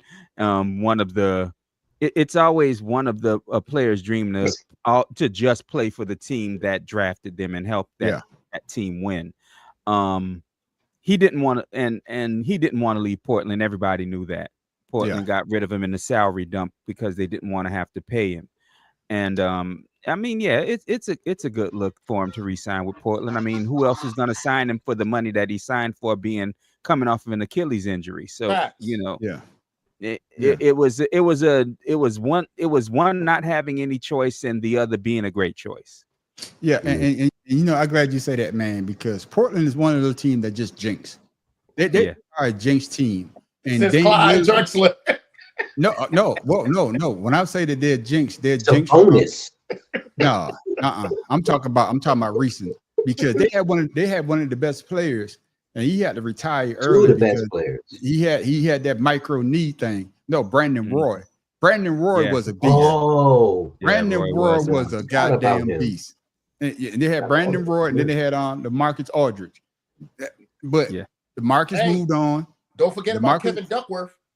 I'm talking about lately. Recently, I'm not talking about recently, man. I'm Damn. talking about recently. But I'm talking about where Brandon Roy was a great Nicholas. player. Then you had LaMarcus Aldridge, and then Dame would have come in if they had kept, because those guys would have been a little older, but they had the talent there, Pharaoh. Yeah, he And was. McCullough. You know what I'm saying? So And and they- then what's my man they took with the number 2 pick? Oh man, the knee guy, the big Odin. Greg Oh, Oden. Greg No, that- Oden. he was with Milwaukee. No, that was No, Portland. He got That was drafted by Portland. Portland. Yeah, Portland That was drafted him. Milwaukee. He didn't play the No, he first got year. drafted by Portland. Okay. And he sat He Yeah, got he got drafted drafted by by Portland. Portland. Yeah. Sat out the Yeah. first year. Yeah, he got drafted by Portland. But But that what was I'm 90 saying, years ago too. yeah, but what I'm saying, Pharaoh, what I'm saying is, Pharaoh, Get is you, that man, Professor. I never saw Dame Lillard in another uniform because he meant so much to Portland. Right. Does it look good for him to go back, Pharaoh? No, because they got rid of him because they couldn't pay him. Now you're going back just for the money. You're not going to get anything from there. It's just as bad as damn Chris Paul going back to the Clippers. The You fuck are hate we him. doing? You're a hater. Yeah. So, I mean, no, I would have moved my family as they Yeah. departed me from the airport. We all leaving. So Stop hating, man. I'm not hating. It's like you was underappreciated the first time to go back to a team to pay you just for the money, and you have nothing around you to do anything. Maybe You he gonna just be out want to here finish out his running career around- in Portland. I would say he Portland. retires immediately. Yeah, Come on, I think Portland's on. Portland. Well, What? I think Portland's on the up. They up and coming. And They on up and coming, but he's old. I got you, but this is the thing here. And daytime is getting slow time. So What are they no, up and coming to? 20 more losses? Yeah, I got you, man. What But you hey, talking about? man. shout, you know, That's like going back to Yvonne Green. Like, what Hater. the fuck? He's a hater. what the fuck Yvonne got to do with this shit? Slap in the face, you say that. That's a dirty motherfucker. Man. I should have never told you. See, this why. See, ladies and gentlemen, this why I don't tell these brothers nothing. See what I'm saying? This why I don't tell y'all nothing, man. I'm keeping all my shit to myself from now on. No, that's why you do tell us, because it's funny. Yeah, but you know, Right. Tim Dog, since Pharaoh brought it up, it's a 2-part question now because Pharaoh must look at my notes. How you think about how do you think about Damian Lillard going back, and also since Pharaoh want to go ahead and jump a segment, this guy as well. We start with breaking news from the NBA because Chris Paul is heading back to Los Angeles. The veteran point guard agreeing to return to the Clippers for what is expected to be his final season. CP3 previously spent 6 years with the Clippers, leading the team to its most successful stretch in franchise history. Paul ranks second in NBA history in both assists and steals. He played last season, if you remember, with the Spurs. So including the signing of the veteran and Chris Paul, it's been a very busy offseason for the Clippers. LA also signed free agents Bradley Beal, Brook Lopez, and acquired John Collins in a 3-team trade. The Clippers also re-signed star James Harden to a 2-year deal worth $81.5 million. Your thoughts there, Tim Dog. Well, as far as Dame Lillard going back to Portland, well, they got rid of him because they couldn't afford him, but they brought him back because they could. What was it, 3-year, $40 million? Come on, man. Yeah. What the hell? Yeah. So Is the But Clippers trying to start the all AARP team? That's what I'm saying. no. Clippers trying to bring in some veteranship They for the need young some kids. Metamucil. But I mean, Name one in the- veteran on that damn team that's worth winning.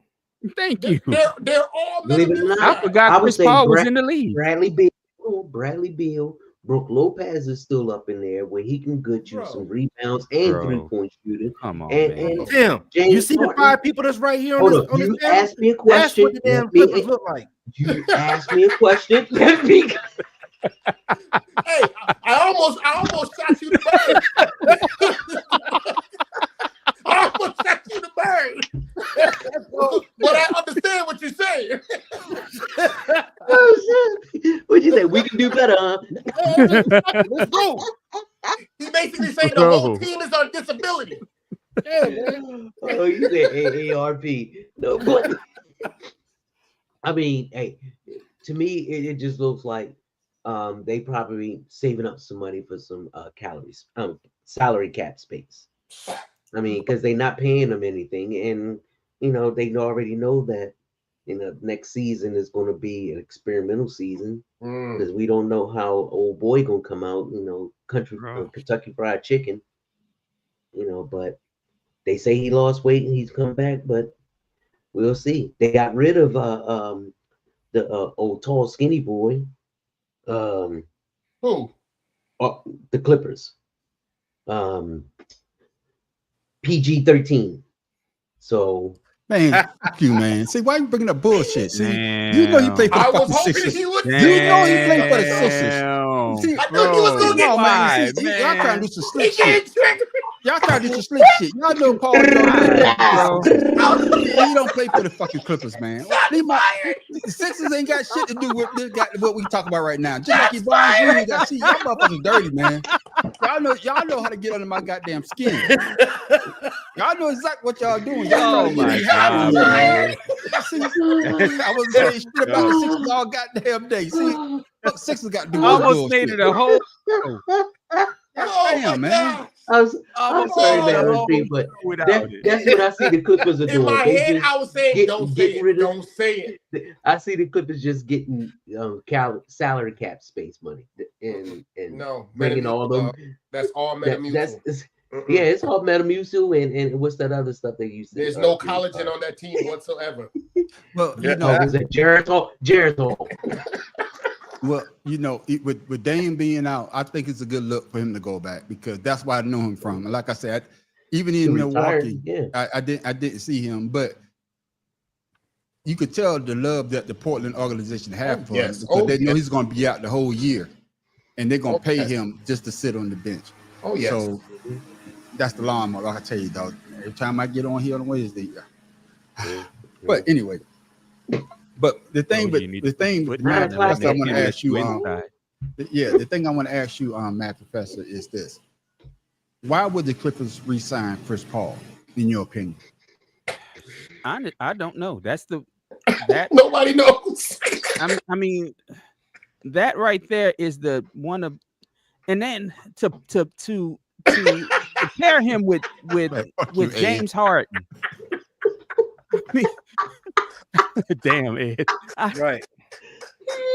This is it's just like adding. I'm not trying to trigger you, brother. I know. I'm just saying. I got you, man. It's just like pairing Paul George with Embiid.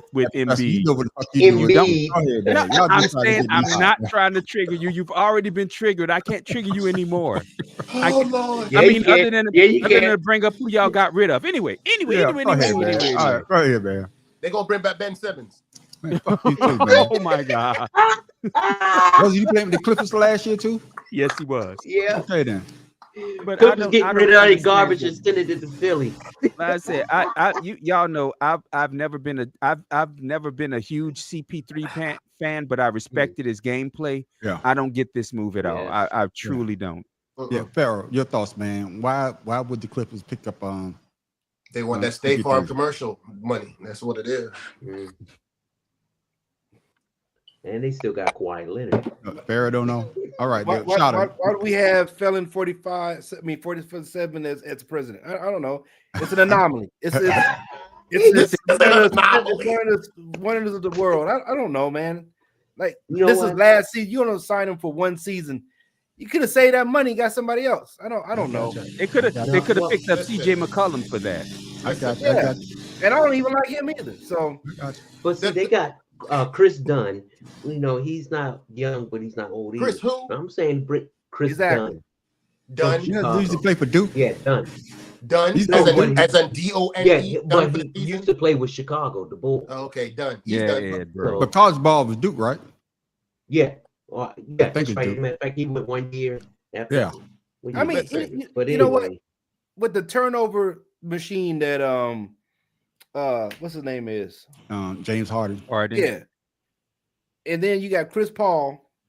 It's just a funny looking squad. Then you have the turnover machine. Kawhi Leonard. Yeah. Bogdanovich.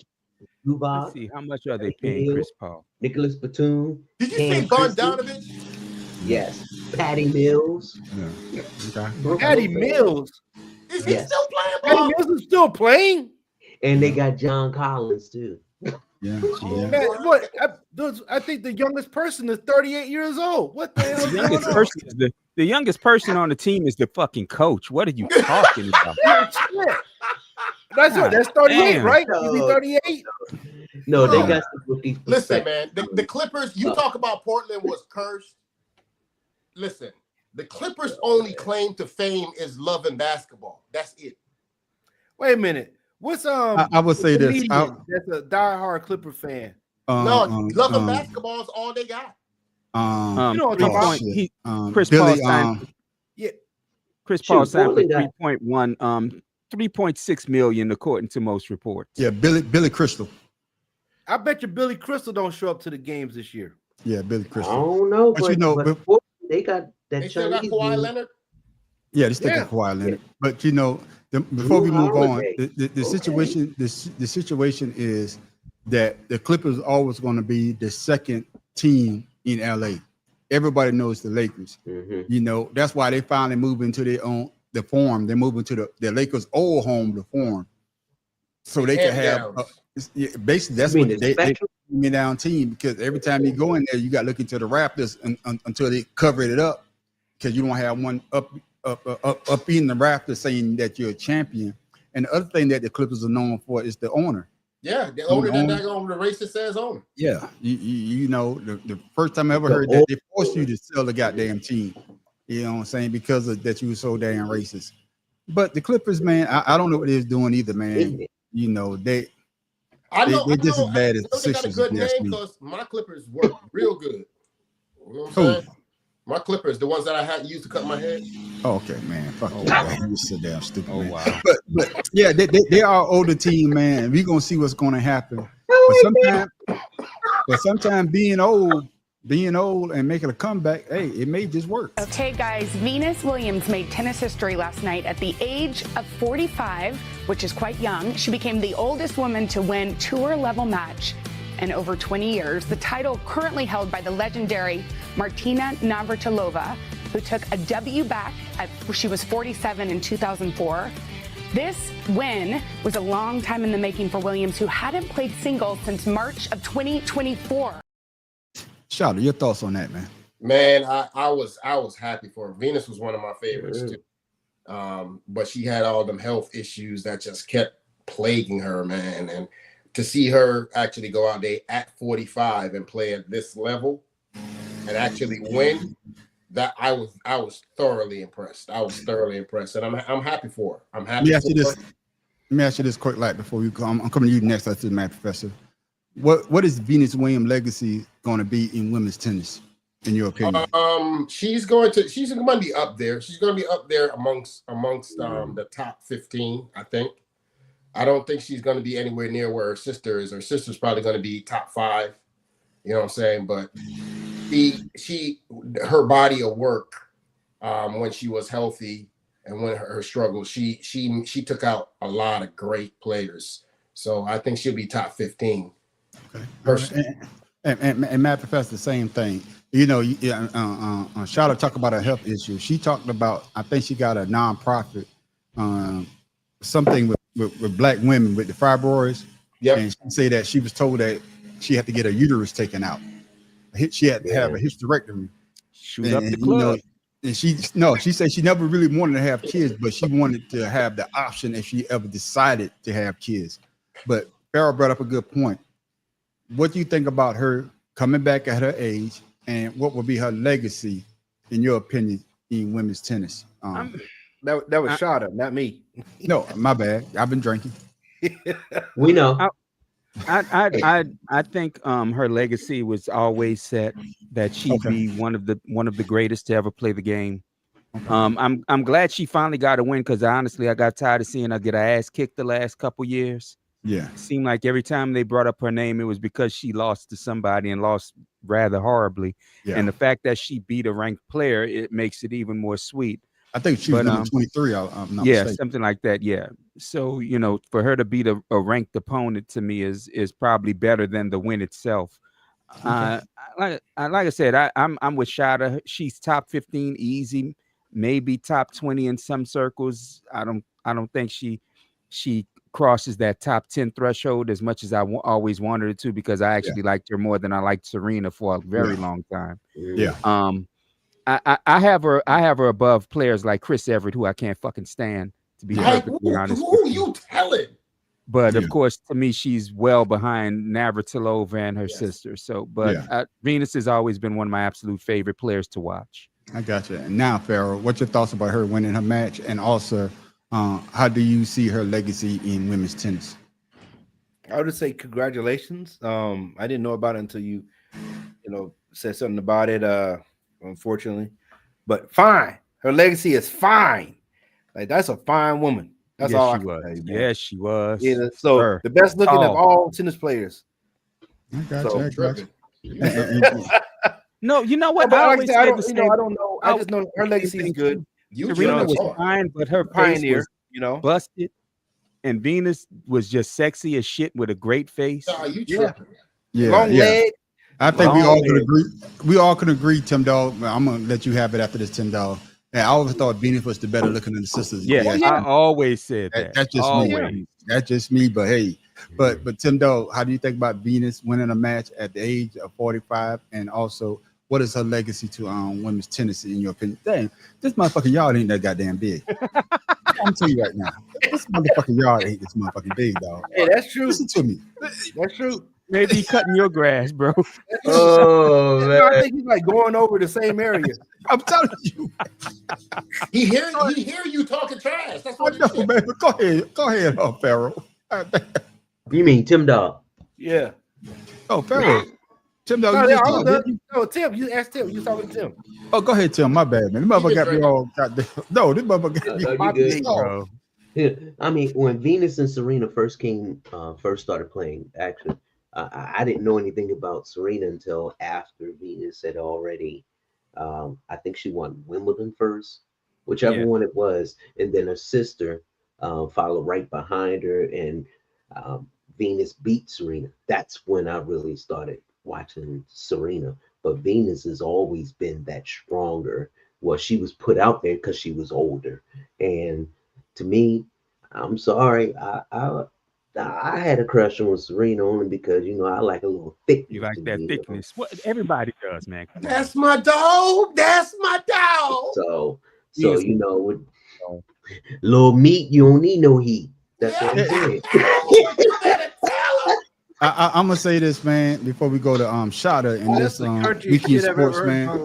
It's just the fact that when those two sisters stepped on the scene, we've seen great players like Arthur Ashe, but we really didn't see a lot of black female. I can't remember the young lady name for to say my name. Althea Gibson. Monica Seles. No, Gibson is no. I'm talking about black. There's another one too that was pretty good. Althea. But it's another one. I know who you're talking about. And she was thick as hell too. Wilma Rudolph. Wilma wasn't thick. I know who you talking about. But you know what I'm talking about, though. Yeah, she played in the 90s, right before. Yeah, she played in the 90s. Yeah, I cannot remember her name, but I know who you talking about. Yeah, she was pretty good too. But to see them sisters come on the scene, and they had the beads in their hair, and of course, we wanted to see them succeed. And starting at a young age, and then hear their story, where they came from Compton, their dad teaching them how to play. That he never really played himself. So you want to see that. And then to see Venus, even though Venus was put out there first, the way that she cheered on her sister, you know what I'm saying? And it made it feel, for me, it's just a feel-good story when you hear about them two. What's her name? Zena Garrison. Yeah, that's her, Zena Garrison. She ain't better than Sloane Stevens. No, what I'm saying is, we are talking about before Venus and Serena and Sloane Stevens came on the scene. There was what's her name again? Zena Garrison. Zena Garrison. That's what I'm saying. We don't really see a lot of black tennis players get that light, but Zena Garrison's real good. She didn't get to the level as these two sisters have, but you have to look at her because she was playing against Steffi Graf. She was playing against Martina Navratilova. She was playing those players.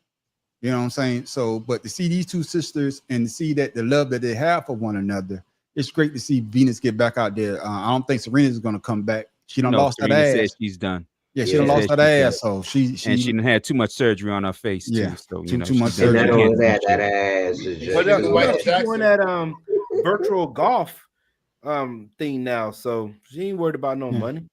Yeah, and like I say that, you know, with the ending with Venus though, man, I was glad to see that she's back on that map. Professor, you made a great point. I'm glad to see that she's on the winning side of it and not get put out or whatever and losing that bad. But now, ladies and gentlemen, it's that time for what this week in sports history. Oh shit! I've been drinking. There we go.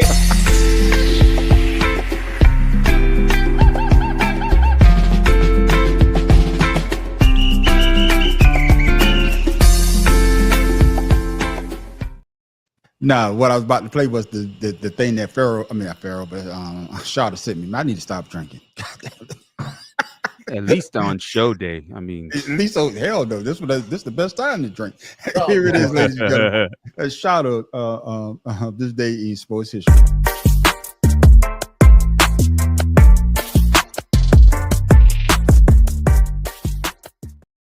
What you got for a shout out? Yo, you see that picture that come up there? Anybody know who? Barry. No, I'm Ain't not Barry. That's not Barry. I thought it was Barry too, but that's not Barry. San Francisco Giants don't name Barry. Yeah, that's not Barry. I thought it was Barry too, but that's not Barry. Can you speak English? I ain't understand a word you said. Sometimes I don't know why. The fuck was that? Yo, listen up. I'm gonna teach you something today. Watch this. That the man that you see on the screen, his name is Willie McCovey. Oh, McCovey Bay. Whatever they hit the ball into. Hey, watch out now. McCovey. Yeah. He's a first baseman for the San Francisco Giants. He's a 6-time Major League All-Star.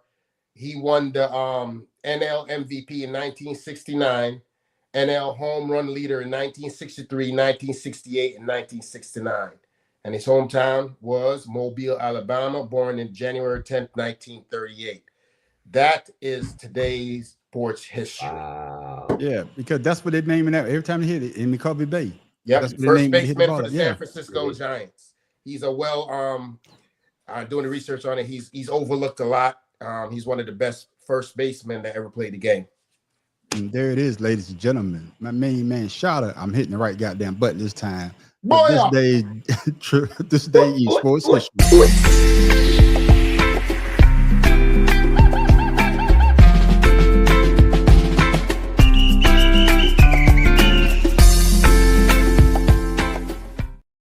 Now it's time, ladies and gentlemen. Hey, man, I'm telling you, these weird sports, man, it's getting harder and harder to find them. Yeah, man, because shit, we might have to get another goddamn topic because shit, we run out of weird sports. But somebody's always gonna come up with something stupid to do, though. I'm gonna tell you that right now. So somebody always gonna do something stupid because, ladies and gentlemen, what is weird sports? Weird sport is sports that if you're not a true athlete, we try to find you something that you could go out there and do. We gave you hobby horse racing. We gave you the beer mile where you could drink a beer and run. We also gave you underwater hockey. No, we gave you extreme ironing. If you got an ironing board, just get on top of your house with an iron. You ain't got to plug it in. Just get up there and iron. With the roof ball. We gave you roof ball. We gave you net ball. We gave you thumb wrestling. We gave you chest boxing. We gave you the kettle through your nose. Whatever. What up? Phone booth. What was that? In the phone booth, everybody in there wrestling. Yeah, we gave you all types of bars. And the monkey bars, the kickoff. Yeah. Shit, man, we done gave you so many good goddamn weird sports. So if you're not a true athlete, this is for you. And for all you Star Wars fans out there. I love the Force. I love the Force. Don't mess it up, man. You could get out there and hey, live your dream.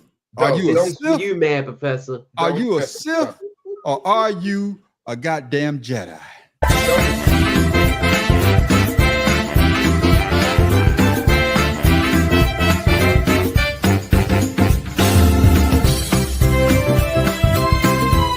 Number 10, Lightsaber Duel.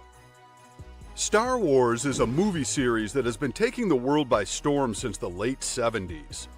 It has inspired multiple spin-off movies, TV series, comic books, and action figures. An interesting activity that has also been inspired by this fictional universe is the art of lightsaber dueling. In the movies, the lightsaber is a sword made out of raw energy that is capable of chopping someone in half with ease. Luckily for those reenacting these battles, the sabers are made from colored plastic and powerful LED lighting. The rules of the sport are similar to fencing with swords, only with more brown hoods and fake green ears. There you have it, ladies and gentlemen. Matt Professor, your thoughts? You may as well just call this shit the fight for people who don't have sex, because that's all the fuck I see there. Bunch of fucking virgins ain't had pussy since pussy had them, playing with fucking sticks again. God damn, these sad ass people. I want to live the dream. Shut your ass up. Pharaoh, I know you a Star Wars fan.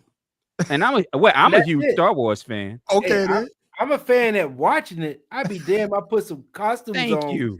and go out there and like put my fingers up like I'm gonna force choke somebody to slap them with some plastic. Fuck Get out of here, man. It's just nonsense. Damn. And every time I see the Comic-Con and all that stuff, Hey, watch your like mouth. Matt Professor said, these are guys that come up from the Watch your basement, mouth. they Don't do had that. no ass, Don't do and then that. they go dress up.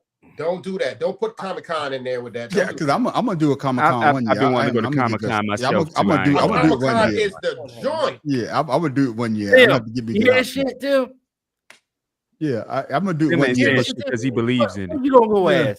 Yeah. What, Wolverine? I got Wolverine over here. You Well, can call it what you want to. Hey, no, I'm coming as a kick a nigga ass if you ask me to come do shit like that. check it out. All right, check it out. I'm gonna do it right now, The Pharaoh. hell? Pharaoh. See, that's the He can't even do it right. You got the wrong I person. thought you was measuring your shit. Wow. First of all, Fuck you, man. y'all not gonna sit here and disrespect the force like that. What the- Don't do that. That's not what you're gonna do. You understand? It's all fun and games until somebody get off Somebody the get show hurt. and you can't breathe. Okay, all right. Y'all keep Oh, laughing. goodness. Master Windu ain't no joke. The purple lightsaber ain't no Oh joke. goodness, man. So your thoughts, Shada, man. Yeah, I like what you say, Joe, man. You fucked up. That's fucked up. What you say, Joe? See, that's what I'm saying. Listen. We don't. Okay, it's a cultural thing with this, and black Nah. people ain't gonna do that. I'm telling you Yeah. that. No, We're no. not gonna. We might dress No, up. you but know we ain't what? gonna No, be- that's a lie. That's a lie. No, They had no. some. No, Yeah. You right. No. there's a bunch of Mace Windows out there. That's Yeah, what I'm you saying. They got yeah. some. Yeah, yeah. I mean, We had some Tim Scotts out there. Yeah. Okay, well, I haven't met them yet. Even at Comic-Con, I haven't met them because they have the Comic-Con here in Orlando Yeah. all the time, and it's What, you haven't met a Clarence Thomas? What? Although it's not good to go to Comic-Con as a married man, because the women there, from what I understand, are No, Would you no, understand? no. You gotta understand. You gotta make sure your wife dress up like Ahsoka the right way. You know what I'm saying? Yeah. You know what I mean? Never- I got it. He said, Yeah, I Tim never Dog. been. So Tim Dog, your thoughts, man, on the labor fight on sport. I'm sorry, but Mad Professor said, I never been to one. Then he goes, from my understanding, the women there. That's why I wanted to go. That's why I wanted to go. The women there get crazy if you dress up. Oh, you wanted to go. From what I Oh, understand. Okay. I mean, you know what? I went to one. My mom brought me to one when I was in elementary school, right before it was right after the Return of the Jedi had come out, and we met Mark Hamill and Carrie Fisher here in New Orleans in what used to be the River Center in New Orleans during the River Gate rather, at a Comic-Con there. And they actually viewed the movie there, which is how I actually saw it. Like I said, it was an interesting time, and this is when Comic-Con was kind of on the small side because it really didn't blow up until like the early 90s. But it was a pretty damn good time. I'm not Just even for gonna front future on it. reference, for those of you that might want to attend Comic-Con, I'm telling you like this right now. The way Comic-Con is done now, make sure you save up for it because it can get Yeah, expensive. it is expensive. as But they shit, have yeah. one. They have one here. And in it's a Atlanta. whole They have- weekend. They have one in Atlanta as well. You know, I'm gonna do it, man. You know, I'm the black green lantern. What's funny is when we dropped Savannah off at school in Utah, they had one that weekend. I see your expression over there hating on me and shit. They had one that weekend in Salt Lake City, and I'm gonna tell you, seeing some of them people dressed up and shit, I'm like, these fucking dweebs. Until you saw a girl with her ass hanging out I'm like, these fucking dweebs got the right idea. It's time to go. Time to go. But ladies and gentlemen, that's our weird sport of the week. But if y'all got a weird sport, send it to the man on the street. Pharaoh, I need you to get back on your game. You've been slacking lately. Yeah, you've been slacking a little bit. No, you don't check your phone. I check my phone, but that's not a weird sport. We're gonna say that for Friday night, because that's just damn for Friday. That's not for this shit. For Ash yeah, that's for me to get my laugh on. But I saw it, I laughed. So I said, no, I'm saving that shit. Listen, I think I saw 30 save for Friday, man. Save for Friday. Like Save for Friday. Save for Friday, man. Yeah. But ladies and gentlemen, that's our weird sport of the week. And what we do is, if you can't do these other sports, we come up with sports that you can get out there and actually do. So, but now it's that time. Oh, my favorite part of the goddamn show, because the man on the street is winning in this goddamn time. We talking about Pharaoh King trivia question of the week.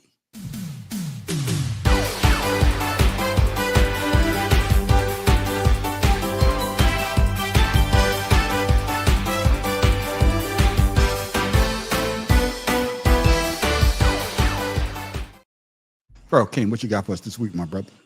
All right, yeah, you guys know football season is around the corner.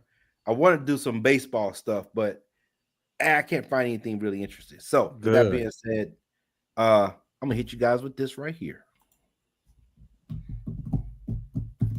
Who was the first team in NFL history to win 14 games in back-to-back seasons? It wasn't the Cowboys during their dynasty. It damn sure wasn't the Patriots. Yeah, and it was the Patriots. Didn't they go undefeated one year and then No, the year prior they Giants and then Kansas City Chiefs. Kansas City Chiefs. No. I want to say Green Bay Packers. I'm gonna go Miami Dolphins. Yeah, That's a good one. Miami is a good one. Buffalo, Michael Dunn said Miami Dolphins. Definitely, but What's going on, Mike Dunn? That's another one of my dudes. I'm gonna say the Indianapolis Colts. Yeah, I got the Kansas City Chiefs. All right, guys. The Bears. Chicago Bears. Wow. What kind of Who would have thought the fucking Bears? Who would have thought the Bears? Wow. I was in the AFC, in the NFC North. I win that. There you go. There you go. I had said Minnesota. I said the Vikings. So hold up. Because the Bears because of Randall Cunningham. Wait a minute now. But I thought 85. That's the 85 Bears. They won the Super Bowl. Yeah. In 86, they went 14 games again. Yeah. That's what I'm trying to say. I remember they went 15-1 that year. Remember, Though they got to the playoffs and Washington beat them. They was 15-1. Sure did. That's what I'm saying. It's 15-1. You're right. It was on a Monday Night Football. Yep. Yeah, Washington beat them. That's when Darryl Green broke his rib. Yep. Okay. God damn. Matt, Professor, you can't. You said the AFC North. They in the NFC North. No, I said NFC. I started saying AFC, and I stopped saying NFC. No, I had said the Minnesota Vikings. But who you had picked though? What team you picked? It don't even matter. I picked AFC North. I mean NFC North, so I win. He said Minnesota. That's mine. Minnesota. That's mine. I claimed it first. I claimed it first. I said the Kansas City Chiefs. No, we not hearing that today. That's I'm just using the man on the streets logic. I picked the fucking Green Bay Packers, which is an NFC North team, just like the Bears, so I win. But see, 1 point for the man. He right. I'm gonna tell you how I'm gonna. This is how I'm gonna win this. This is how I'm gonna win this argument. The Kansas City Chiefs got more letters in the Fuck Chicago the Kansas Bears City than the Chiefs. Green Bay Don't Packers. matter. We're not talking about Don't that. even that. They're not even in the same. They're not in the same division. Not even in the same conference. Nope. I will by having more letters. I get that I will point. by having more letters. Well, shit, God man. damn Fuck it. it. You can have it, man. You can He's have in the it. right conference. You in the wrong conference to begin with. Man, fuck y'all. Y'all can have it. I gotta be quick on the goddamn trigger. And there it is, ladies and You go gentlemen. mad, Farrell Beat him at his King own trivia game. question of the week.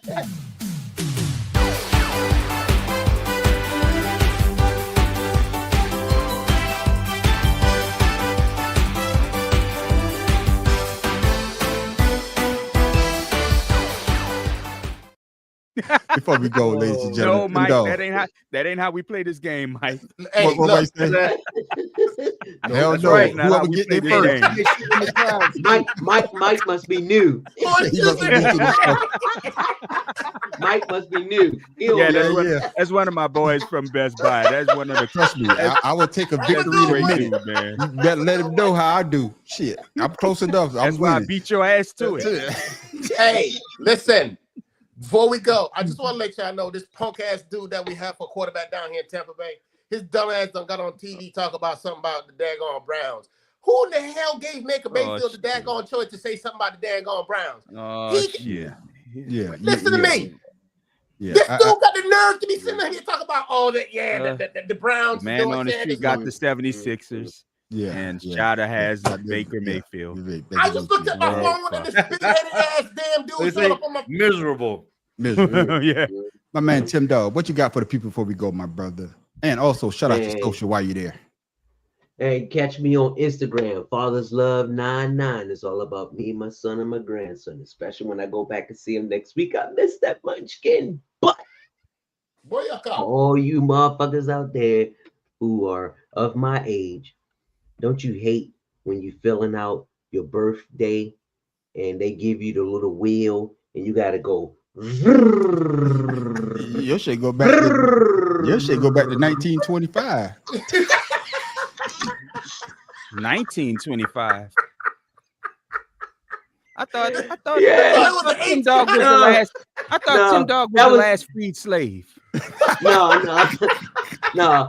Man on the Street Dad was the underground. He was the conductor of the Underground Railroad, so I had to follow his ass. Oh, okay. I got you, Tim Dog. Make sure y'all All right. follow Tim Dog at Father's Love on Instagram. That's what I'm talking about. It's all about him, his grandson, and sometimes his son. His son back in good graces now. His son back in good graces. But man, Farrell King, man, what you got for the people before we go, my brother? And shout out to social while you're there. Guys, I don't know if you guys know that they have a military basketball association. Hey Chuck, man on the street, you used to play ball, in the Army a little bit. Yeah. But they have it to where they're right underneath like the G League and stuff like that. Mhm. And my man Angel Acevedo, he's one of my boys from back home. He's retired first sergeant and everything. He coaches out of Fort Benning or Fort Moore, whatever it's called. But they're hosting the actual All-Star weekend in Charlotte on the 16th of August. And he's actually the event coordinator. So if you guys can get free, you want to go watch some NBA basketball, you can go to the website too. They also have a website for it. You can see all the bases like Air Force, Navy, and Army and Marines. They all have basketball leagues on these posts and bases, and you can go watch them play. It's pretty good too. I had a friend when I was in Korea. I had a friend who played in college, but he didn't complete college. He was in the Army, and he got into the Army basketball team. Yeah, he came to Korea, Yeah. and recruited him because we followed him everywhere because he was part of dental. And I mean, what you're saying, that is pretty cool. And they do have some talent. I mean, guys who easily. I mean, because a lot of them are ex college players. And college stuff like players, that. yep. That's Mhm. yes, sir. So, Hey, my that man, being said, studies show that people with more birthdays live longer. Hey, that is I true. wonder why. That is true. But what's my man? Speaking of that, my man that I can't remember his name right now. Oh man, but he's an Eagles fan. No, but I'm saying he's an Eagles fan, and he was the starting quarterback for Southern. He was the starting quarterback for Southern, and he was in our unit, and they was talking about him playing flag football.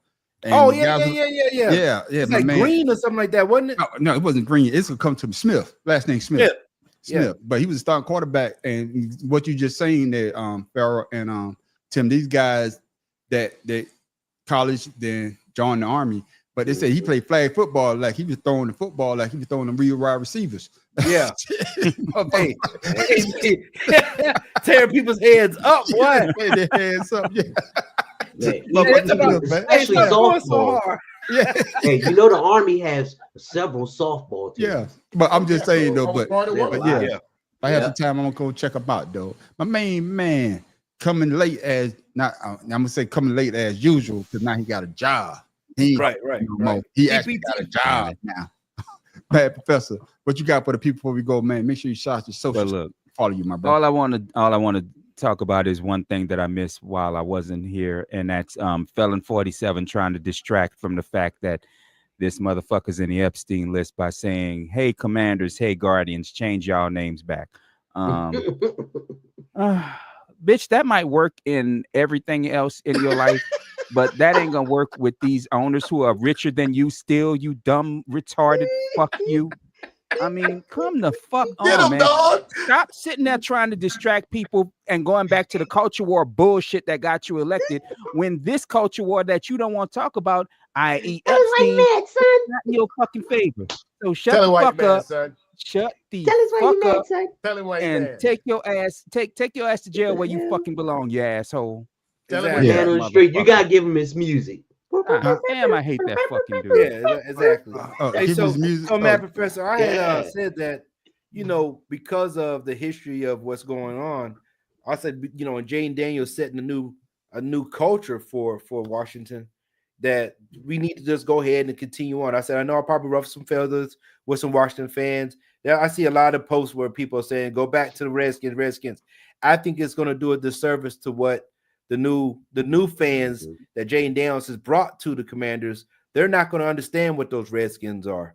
Right. So, And it's not you know, just and I that. said, let's just move The forward younger with what's going generation. on. It's not just that, but the name Redskin, Hold on, it's Matt just like Professor. Hold on, Matt Professor. Hold on. What'd you say, Tim? Don't do what, Tim? Give him his music.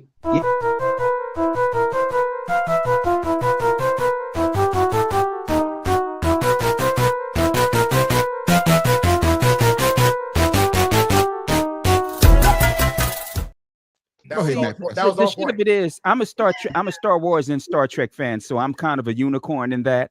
And there's a race of aliens that call humans pinkskins as a racist term against humans. So what the fuck do you think redskin mean? It's a racist fucking term by white people who didn't want to call Native Americans natives or indigenous. That's, I mean, fuck. Even if you want to be honest, even the term Indian is racist because that stupid fuck Christopher Columbus thought he was in fucking India. You dumbass. Get the fuck out of here with this shit, man. Dumb motherfuckers. And there it is, ladies and gentlemen. Hey, y'all Hey, didn't know. shout out in the background. When I came to this country to talk about Columbus, I'm like, how y'all gonna celebrate a dude that got lost? Yeah, you got Right. lost. That's just like the stupid asses with their fucking Nazi flags and fucking Yeah. Civil War flags. Y'all celebrating loss? They Go celebrate ahead, loss. you dumbass. He never came to America. He stopped at the Caribbeans. Yeah, There it is, ladies and gentlemen. Y'all got a special segment. rapist. Y'all got a special segment of telling why you mad with the Matt Professor. Y'all got to come check us out on Friday because he be mad all the damn time. Oh, man. So This that ain't was the nothing. Mad Professor. Tell him why you mad.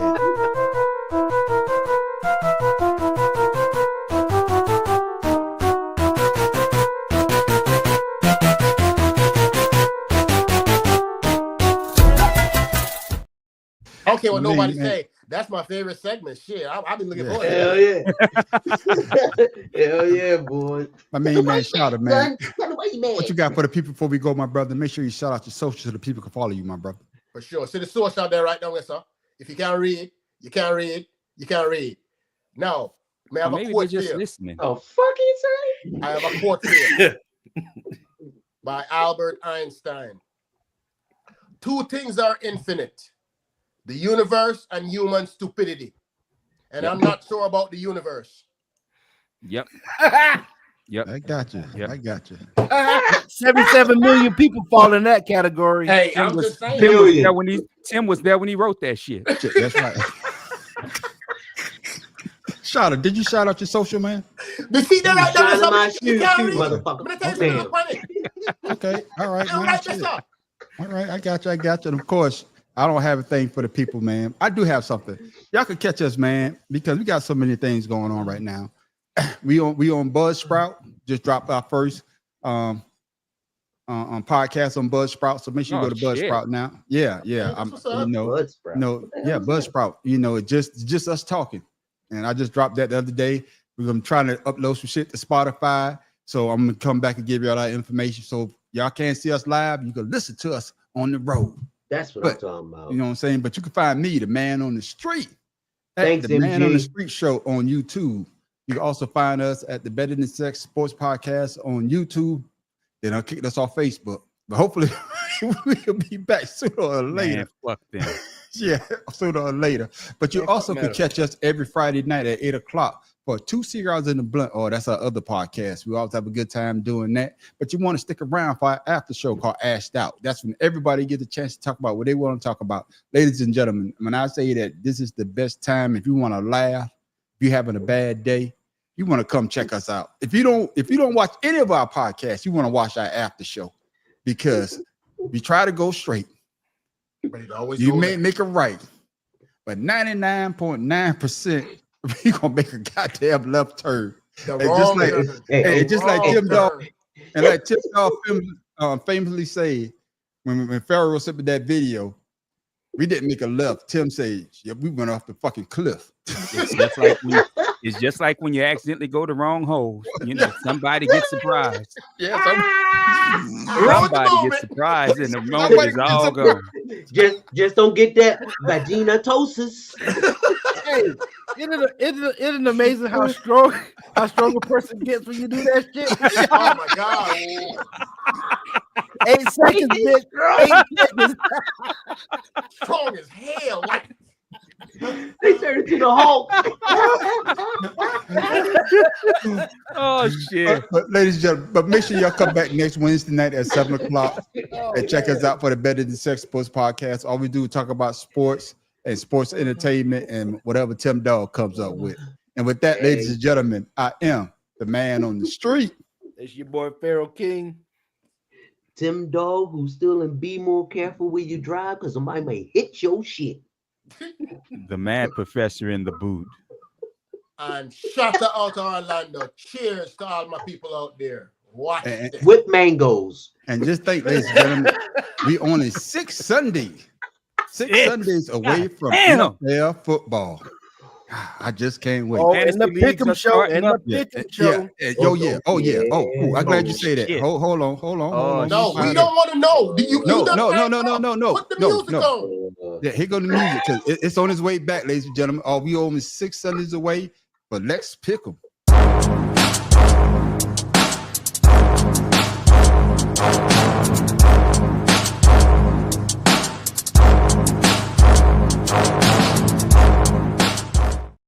Let's pick up. Be coming back in 6 more Sundays. Can't wait. Damn it. God damn it. I'm gonna say it one more time. Matt Professor. Nobody cares. No. Matt Professor wasn't here, man. My grandkids, my grandgirls, they went to Columbia, and I was telling the guys, I like Columbia right up the street from me. No, they went to Columbia in South America, and they brought me back a nice little gift right there. Shot glass that says Papa. Oh, that's so sweet. Yeah. It had cocaine in Was it. it lace? I was about to ask about the cocaine. Hey, I was y'all, just man. about to ask about the Y'all, man. cocaine. Everything got to be cocaine. Show them the cocaine sucker. Oh yeah, I got my sucker. They brought me a little sucker back to me. Like having things in your mouth now. But ladies and gentlemen, we hope you have a blessed night. All over the place. Yeah, y'all have a blessed night. Make sure y'all come check us out for 2 Cigarettes in the Blunt goes down at Friday night at 8 o'clock, and we're gonna have a good time. Stick around for the after show. Ladies and gentlemen, y'all have a blessed night. And again, condolences out to Michael Jamal Warner family. I mean, we're gonna talk about a little bit on Friday, but man, motherfucker. yeah, it is. Y'all have a blessed night.